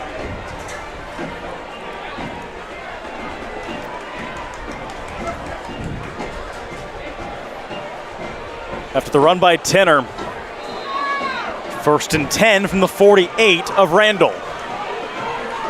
Keeper Carson White, it was a good one. Carson White trucks his way for a first down inside the 40 to the 35. I love when a quarterback lowers his shoulder to finish off runs, because that attitude he has seeps into the rest of this offense, and they start to play with some confidence around that guy. It feels like to me that he feels like he needs to be the guy that touches the ball in every play, and he's taken this game under his own control. Carson White around the left side. Stiff arm out of bounds to the 31-yard line, maybe even across the 30. That's not just any defender he's running by. That's Ryan Mallory. What did he do, Carter? Stiff-armed him. State championship, defensive MVP, ran right by him. That's pretty impressive to me. And Ryan Mallory is a former running back, too, so you know he's got some speed. It'll bring up a second down and about 4 from the 30-yard line with 6:59 to play. White handoff, Tenner going nowhere. Aaron Tenner brought down for a loss of a yard. And that was Gonzalez on the solo tackle. He has been lights out tonight. It looks like he's a little shaken up. What a game from the senior. He's opened my eyes. He's been the breakout star for me. I know Patrick Oliver has got something to say about that, number 7, the defensive back on Randall. But Eldrick Gonzalez, what's left to say about him? He's been all over the backfield. He's forced holding calls. He's been an absolute monster. Aaron Tenner, too, though, man. This guy is a kid that can absolutely make people miss in very tight quarters, has explosive qualities to his game. He is the type of back who can get it one touch and take it the distance. 6:47 remaining. An injured Lion down in the defensive front. We're back in a moment.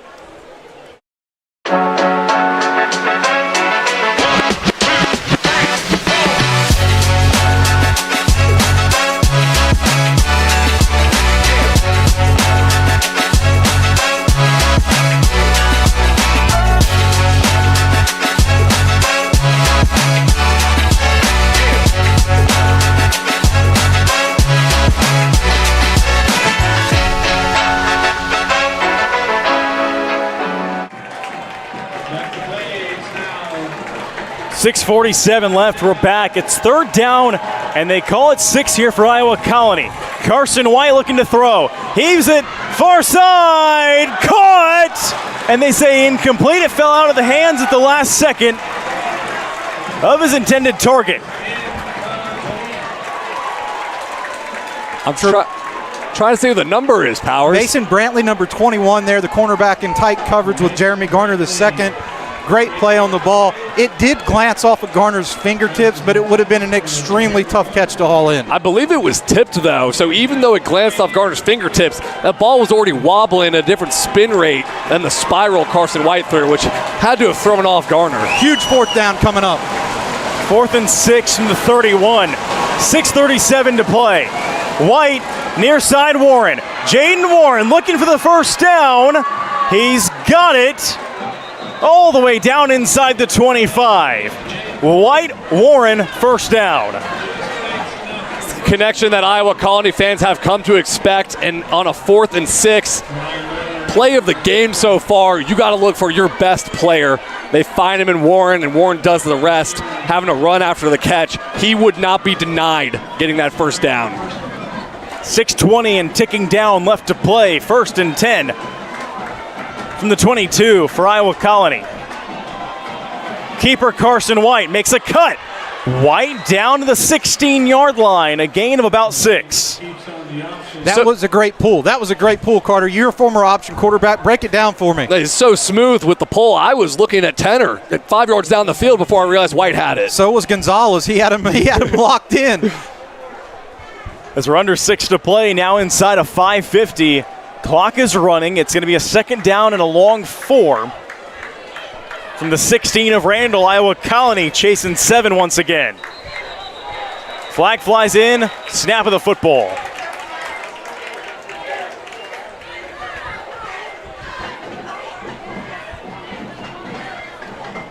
With 5:39 left.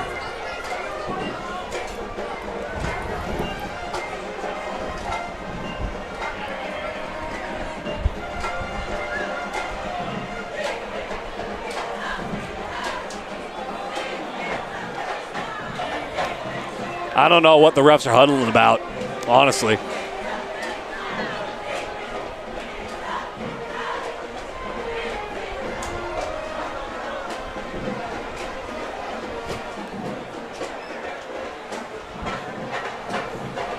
Yeah, the Randall defensive line is like, what are we doing? 5:39 left.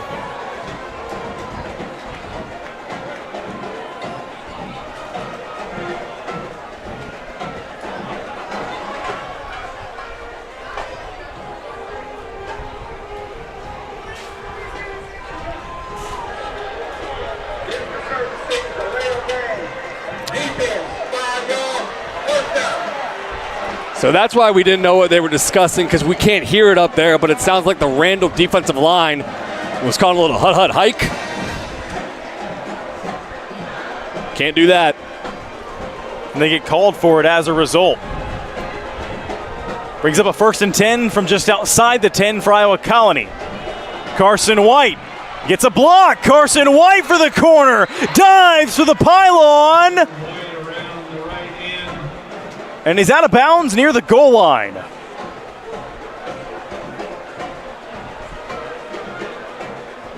Carson White thought he scored with 5.5 exactly to play. Well, that's the second time he has dove for the right pylon and been called down inside the 1 yard line. It sets up another scenario like we saw the last drive, where it took him 4 plays to punch it in about 6 inches. They mark him at the 2. It is second and less than a yard. They can pick up the first down without scoring, but Carson White says, I'm going to score anyways, but the ball comes out. And it looks like Iowa Colony is able to fall back on top of it. What a sequence. Iowa Colony avoids a disaster. I thought he was in for the score. The ball pops free. We're trying to see who made the play. Oliver and number 21, Mason Brantley, combined to force that ball out. That's 2 secondary players hitting like linebackers. Yeah, it looked like it was going to be an easy touchdown, but they said, nah, I'm going to come out and try to make a big play. So Carson White almost scores. He nearly does. With the fumble, they go from a first and goal or even a touchdown now to a third and less than a yard. White trying it again. Carson White dives in for the touchdown with 4:43 left, and it's a 1-point game, extra point to come.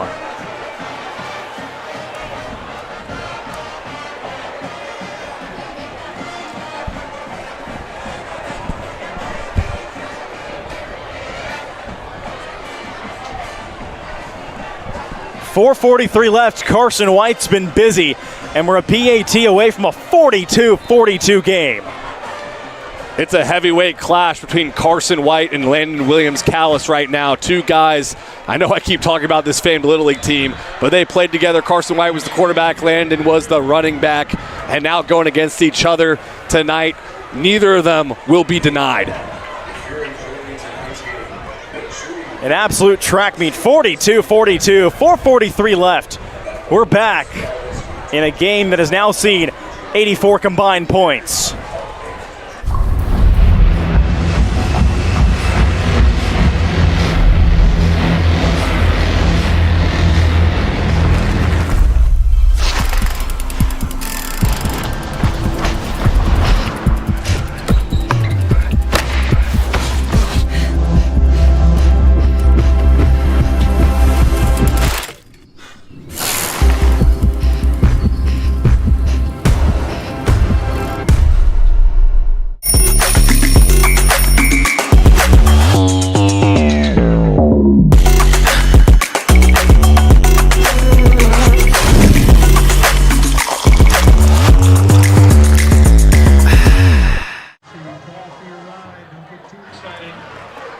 .443 left to play, 42-42 is our score. We're tied again. This one was 21-0 Iowa Colony at the end of the first.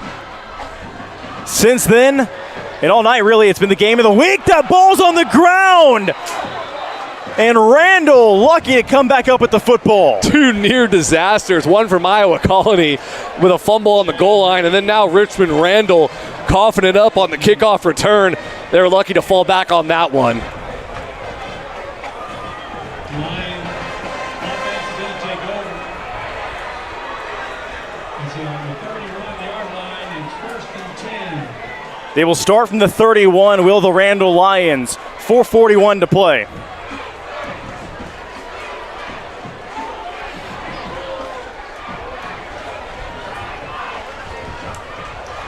First and 10, Randall. Another drive, the second in a row, starting at the 31. 69 yards to the end zone. Skrabonic rolling. Pumps, fires, caught, out of bounds for a gain of a couple. Pass is complete to Cedric McClintock. McClintock, a gain of 2 to the 33. 4:36 remains. McClintock has really stepped up in DeCorian Rubin's absence. He is one of their best wide receivers, but McClintock has been nails tonight. DeCorian Rubin came in with 171 receiving yards, 2 touchdowns. Handoff, Landon Williams-Callis. He got popped and he spins down to the 36. I'm starting to get to the point, fellas, where I think any tackle is a good tackle on Landon Williams-Callis. It doesn't matter how you bring him to the ground, just bring him to the ground. And Connie Watts took him down single-handedly there with a nice hit stick from the safety spot. That's a University of Houston commit going up against a guy who's going to play Big Ten or SEC football, I believe, Landon Williams-Callis. 3rd and 6. Handoff, Williams-Callis. Not going to get the first down. He comes up 2 or 3 shy. That's Daniel Sweeney. Once again, just eating up blockers in the middle. Then he eats up Landon Williams-Callis. And it's going to bring up a 4th and short. What to do here if you're Brian Randall? Because if you turn it over, you give Iowa Colony the ball inside your own 40-yard line with 3:30 left in the game. Or do you trust your guys and trust Landon Williams-Callis and give him this ball right here to keep the drive going?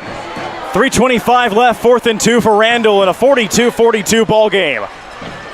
Williams-Callis looking to throw. Nowhere to go. He gets a block, and he's got the first down shy of midfield. I believe that he was tricking the guy right there. He's pointing like he's going to throw the ball, hits the gas, and the quarterback, I think Scribonic, with the great block on the edge to set him free. Yeah, when he started pointing towards going deep, cocking his arm back to throw the ball, I thought it was a busted, broken play, but that might have been a plan all along. 3:15 left. Landon Williams-Callis trucks his way for a first down to the 40-yard line. What a run, a gain of 12. I think if you put me in a phone booth with Landon Williams-Callis, I couldn't touch him. No, you're not making that tackle, Carter. No matter how strong you are, no matter how fast you are, Landon Williams-Callis is faster and he's stronger. 2:55 left. Clock is running. 1st and 10, Randall from the 40-yard line. Lions on the move, but not in a huge hurry here. Handoff, Williams-Callis. Corralled for a loss of 2, maybe even 3, back to the 43-yard line.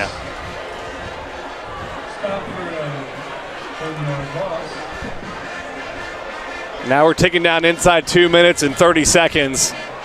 Again, it looks like Randall is just comfortable right here because they know the running back they've got. But I tell you what, Landon Williams-Callis has been a beast tonight, but so is Daniel Sweeney, the nose tackle for Iowa Colony.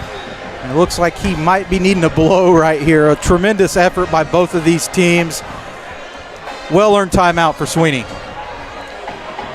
2:11 left. Injured Pioneer, we're back after this. You'll never ever find somebody do it like me. Ow!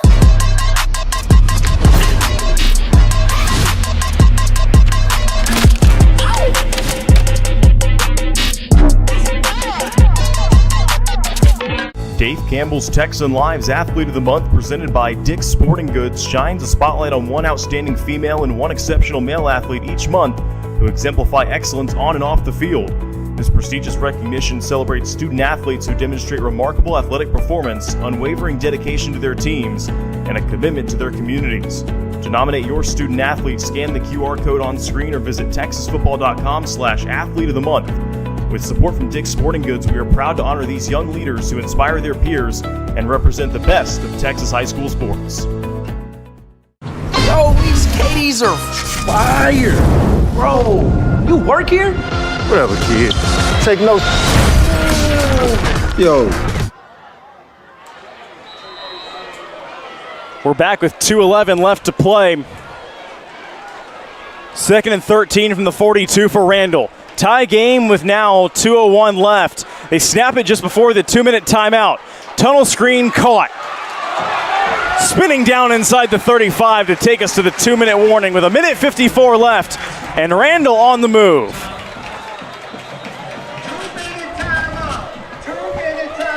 It'll be a 3rd and 2 from the 32-yard line with $1:54 left.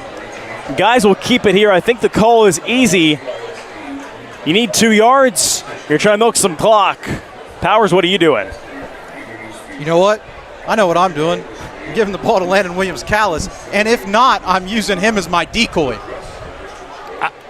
I don't think you overthink it here. You got Landon Williams-Callis, who scored 5 touchdowns tonight. He's making guys miss all over the field, and even if you touch him, he's probably going to truck you. I think he can get 2 yards here. Yeah, it's 3rd and 2. Would you give him the ball twice? You know, would you go for it on 4th down? It'd be an interesting decision if they get put in that situation. Yeah, it would depend from right here. I think this is too far for a field goal, so it seems like it'd be 4-down territory no matter what.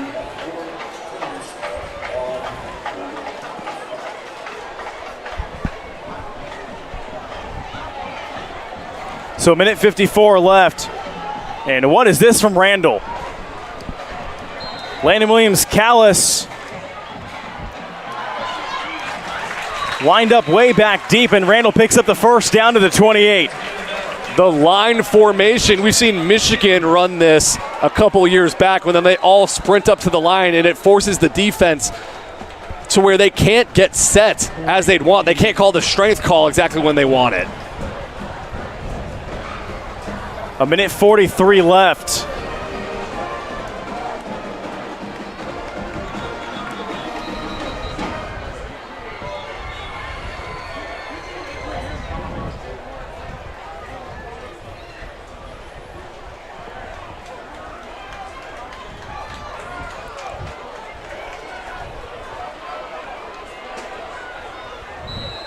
So a minute 43. The clock now running. 1st and 10 from the 27-yard line of Iowa Colony for Richmond Randall. And a tie game at 42 apiece in what was billed as the game of the week.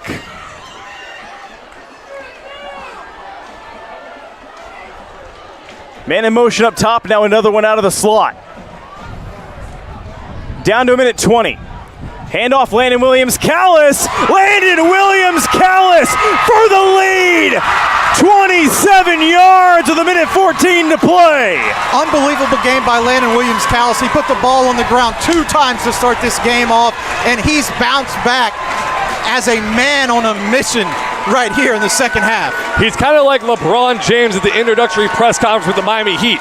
Not 1, not 2, not 3, not 4, not 5, but 6 touchdowns tonight from Landon Williams-Callis. And I would say it's a career performance, but it's really not. He's doing this every week. A minute 14 to play. LWC just gave Randall the lead with 74 seconds to play. And the lead now sits at 7. 49-42, a buck 14 left. Iowa Colony's going to get the ball back, 1 timeout, and they'll need the end zone here in Rosenberg. And that's a key point. You know, they had to take their timeouts earlier in the second half. They only have 1 timeout remaining, and that will work against them on this drive. They have to be able to overcome that if they want to win this game. If they want to win their district, they have to overcome that right now in this moment. And I don't think you totally abandon the run with Aaron Tenner because he's ripping off about 5 to 10 yards a carry, but you do have to be mindful of it because runs for no gain or minimal gain will put you behind the chains, keep that clock running, and force you to burn timeouts before you want to. And we'll do the best job we can keeping you in line with how much time is on the clock. 1 minute and 14 as they kick this ball off. Every second is going to be critical. Randall to kick it away to Iowa Colony.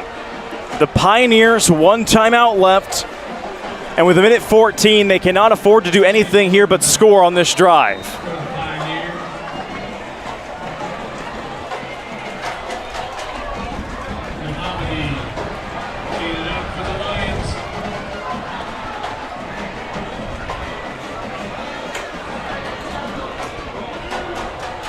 Kick is up and away, it's a short one. Ball's on the ground, as a fair catch was called for inside the 40. Interesting decision, too. Richmond Randall has done a pretty unbelievable job in kick coverage all night long. They elect to kick it short. Iowa Colony almost puts the ball on the ground. Well, they did put the ball on the ground, but lucky to recover it. But favorable field position. Yes, with that pooch kick, Iowa Colony's got the ball now almost at their own 40-yard line. With 1 minute and 11 to go, they can go 60 yards in that amount of time. Stick with us, folks, after the game. The Built Ford Tough Player of the Week show coming up next on Dave Campbell's Texas Football. 1 minute 12 left. Here comes Iowa Colony, down 49-42 with 1:12 to play, starting at their own 38-yard line. Every Richmond Randall fan is on their feet right now. They have affected this game all night with the crowd noise, and they're trying to do it here when their team needs it most.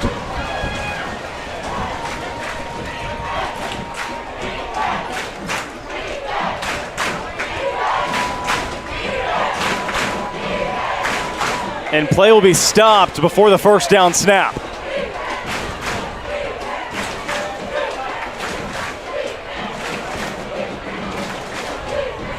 Our officiating crew is going to talk here to Brian Randall at the 45-yard line, right in the bottom right corner of your screen. And now coming over to join the conversation is Ronnie Morgan, our white hat.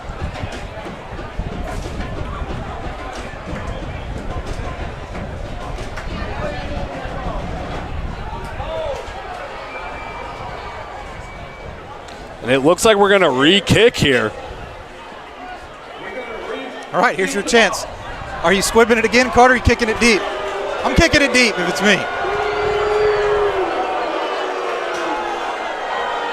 And so the Randall fans aren't happy about this, but if you think about it, maybe they should be, because Iowa Colony was going to start at their own 38, about 2 yards shy of their own 40.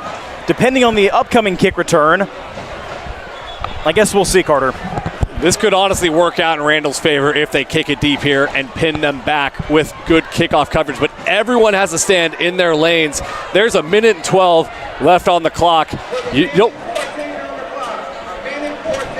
And now a minute 14, on the clock. You don't want to give them the ball with only 60 yards to go. And also a kick return here. If they kick it deep, that's more time they take up off the clock on the return. A minute 14 to play. We have a re-kick from Randall to Iowa Colony.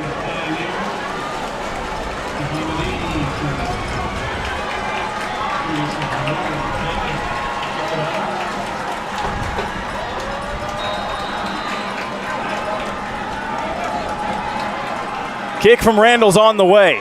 This one deeper than the last. Fielded inside the 10 by the Pioneers. Jaden Warren. Forced down at the 24-yard line with 68 seconds to play. Number 14, Ashton Johnson, has made so many plays from the wide receiver spot, but on special teams, the most important phase of the game at this moment, he flies down the field, makes a tackle. And that was a good decision. I really like the call there by Coach Randall, electing to kick the ball deep. Jaden Warren is an explosive talent, no doubt, but you have to have a belief in your own guys, and his own guys came through. And that you've seen that belief now with kicking it deep to Jaden Warren. Even on that touchdown drive, they went for it on 4th down. He is betting on his guys in the crucial moments, and they're playing for him. 1:08 to play. 1st and 10, Iowa Colony. They trail by 7, 49-42. Shorting just shy of their own 25. Man in motion is Ian Hill. Here's Carson White. Under duress. White taking his shot. It's underthrown and it's incomplete. Intended for Garner. Oh, he had him flying wide open down the field. Garner got behind the defense, and the throw is just short. Credit to the Randall front, though, and the pressure that they were able to get on Carson White right there, get him off schedule, forcing him to get that ball out. With 1:01, 61 seconds to play, it'll bring up 2nd and 10 here for Iowa Colony. And that's because Randall defensive coordinator Preston Rambo has been sending a lot of free blitzers from the second level, kind of disguising the blitz package to where Carson White's having to throw it with pressure in his face. 2nd and 10 from the 24. White is flushed. White, incomplete, intended for Jaden Warren. It sails over his head with 54 seconds to play. 3rd down, 54 seconds. They still have a timeout left. You can get creative on this play call. You can take a chance in the middle of the field here. Because the most important thing is getting the 1st down now. Yeah, you got to get a 1st down to have a chance if you can't score on the long one, right? The field just shrunk down for Iowa Colony, where before the objective was, hey, touchdown right now. They go for a deep shot. Now it's like, hey, just get 10 yards and keep this game alive. 54 seconds to play. 3rd and 10 from the 24. Timeout Randall.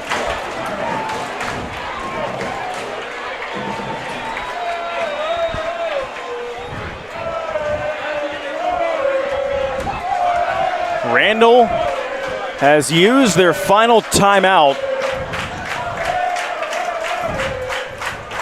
Iowa Colony, it appears, still has 2. And if you're set to watch the Built Ford Tough Player of the Week show after this, it'll be live as soon as we conclude this bowl game here on Dave Campbell's Texan Live. If you're watching us on YouTube, that is. If you're watching us on TexanLive.com, all good.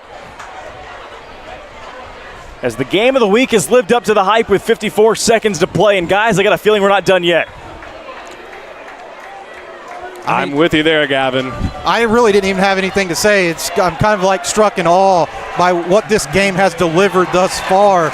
There aren't really words to give it the right justification. 54 seconds to play. Iowa Colony down 7. They face a 3rd and 10 from their own 24. Here's Carson White. White looking for the 1st down. It goes off the hands of Jaden Warren. And Warren knows he should have had that for the 1st down. Instead, it brings up 4th and 10. Ball was a little bit overthrown, and what was confusing there for me is there were 2 guys in the same area for that pass. Somebody ran the wrong route. I think Warren might have heard the footsteps of Patrick Oliver, who has had his fingerprints all over this game tonight. We have a player down on either side, 49 seconds to play. And it's going to be 4th and 10 for Iowa Colony. From their own 24-yard line, they need 76 for the end zone, 10 for a first down.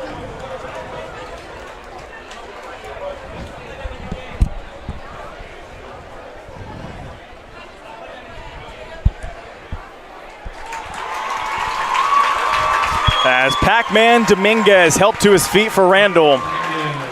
Jaden Warren appeared to stay down for a couple seconds on the far sideline for the Pioneers.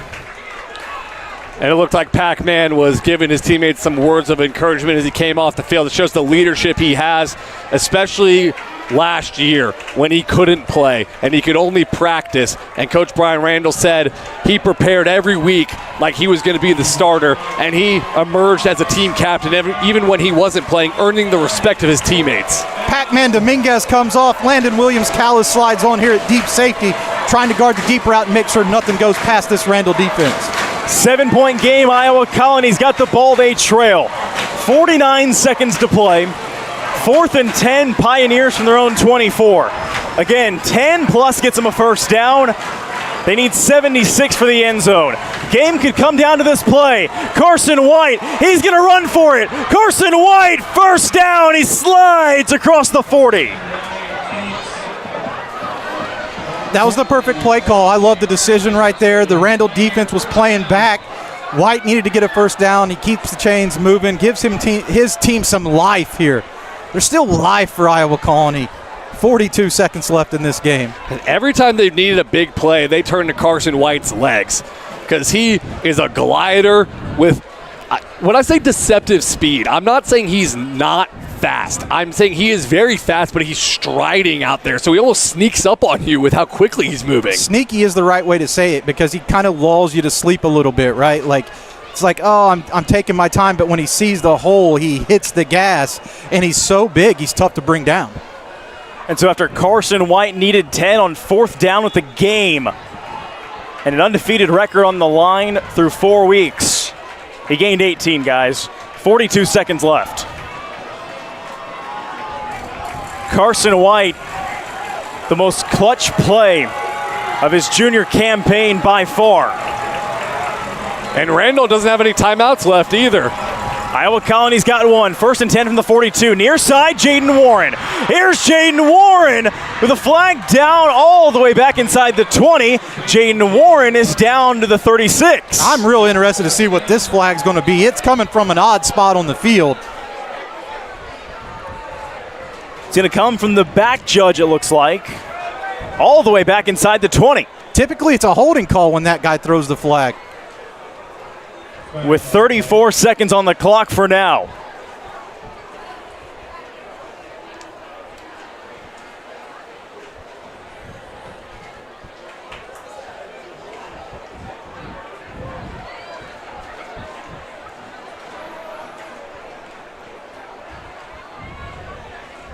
As we await the call from Ronnie Morgan.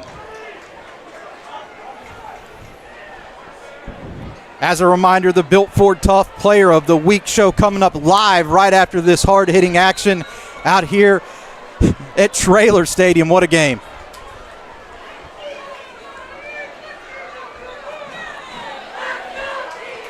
It looks like a penalty on Randall that was declined. And they're doing that quad set out there now to the top of your screen. We've seen this formation plenty times, and usually they've tried to go a one-on-one shot to Jaden Warren. 30 seconds, clock running. 1st and 10 from the 37. White heaves it. It's nearly picked off inside the 10, trying to leap at it. And in the game with one hand was Pat Oliver, and we're down to 26 seconds. Looked like a miscommunication there because Jaden Warren ran a post route. Carson White thought he was running a streak route, and that left Patrick Oliver, who almost made an incredible play. I thought that was going to sail safely over everybody's hands, and Oliver, I believe, almost caught it one-handed. Ended up being inches from disaster for Iowa Colony right there as Patrick Oliver tried to high point that ball. He almost got a finger on it. 26 seconds to play. 2nd and 10, Iowa Colony from the Randall 37. And the Pioneers trail by 7. Here's Carson White on 2nd down. White sacked back to the 42. He's brought down by Jalen Burton. Jalen Burton, Little Hollywood. He has had the biggest hit of the game the last 4 weeks. I don't know if that was the biggest physical hit, but that was the biggest hit in the moment. I think they're going to count that one. If they win this game, they're counting that one as the biggest hit of this week as well. Little Hollywood makes the play with 22 seconds left, and that forces Iowa Colony to use the last timeout. Little Hollywood had his movie moment right there on the sack. He's been blitzing from the second level all night. Weighs only 130 pounds, but when he gets a head of steam on him, he's so slippery for offensive linemen to try to block and stay in front of. Just wreaks havoc back there. And so to recap, if you're just tuning in for the end of this one, it's been the game of the week and then some, no matter how it ends here in the final 22 seconds or if it goes past that. This is a 21-0 Iowa Colony lead at the end of the first. Richmond Randall, 3 fumbles in the first quarter. Iowa Colony hits him in the mouth coming out of the gate. Here we are, 49-42 Randall with 22 ticks to play. Running back Landon Williams-Callis for Richmond Randall, 6 touchdowns on the night. Challenging him, trying to go for 6 right now is Iowa Colony quarterback Carson White. 3rd and 14 for Iowa Colony coming out of their last timeout. 22 seconds to play from the Randall 41. They need the end zone, and they don't have much time.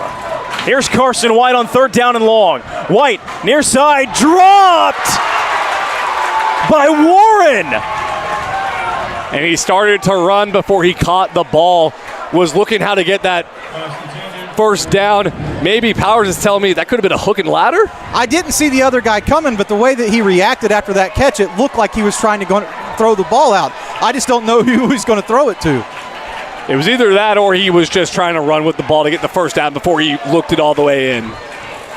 So 18 seconds to play. 4th down and long. 14 yards to go from the 41 of Randall. For Iowa Colony, they trail by 7. And this game could come down once again to this very play. 4th down by 7. Carson White dancing in the pocket. He's sacked. Randall's going to win it. Gonzalez once again converging with one of his teammates. What a tremendous game by number 10 for Richmond Randall. A lot of credit going to the offense in the 49 points they scored, but Gonzalez is my defensive MVP of this game. High effort, relentless motor. Gonzalez is the defensive MVP, and he was in on the play with number 33, Jael Bernard, who is listed as a defensive back, but he has lived in the backfield tonight. And the biggest play of the game when they need it most, 2 guys who have balled out all night find enough gas left in the tank to make one more play, and Brian Randall is fired up right now, as he should be. And the Randall defense that gave up 42 points tonight, 21 alone in the first quarter, comes up when they needed it most. A clutch sack from Eldrick Gonzalez, and a kneel down from Skrabonic will end it as the final 5 seconds trickle away. Randall, the number 2 team in Class 5A Division II, wins it 49-42.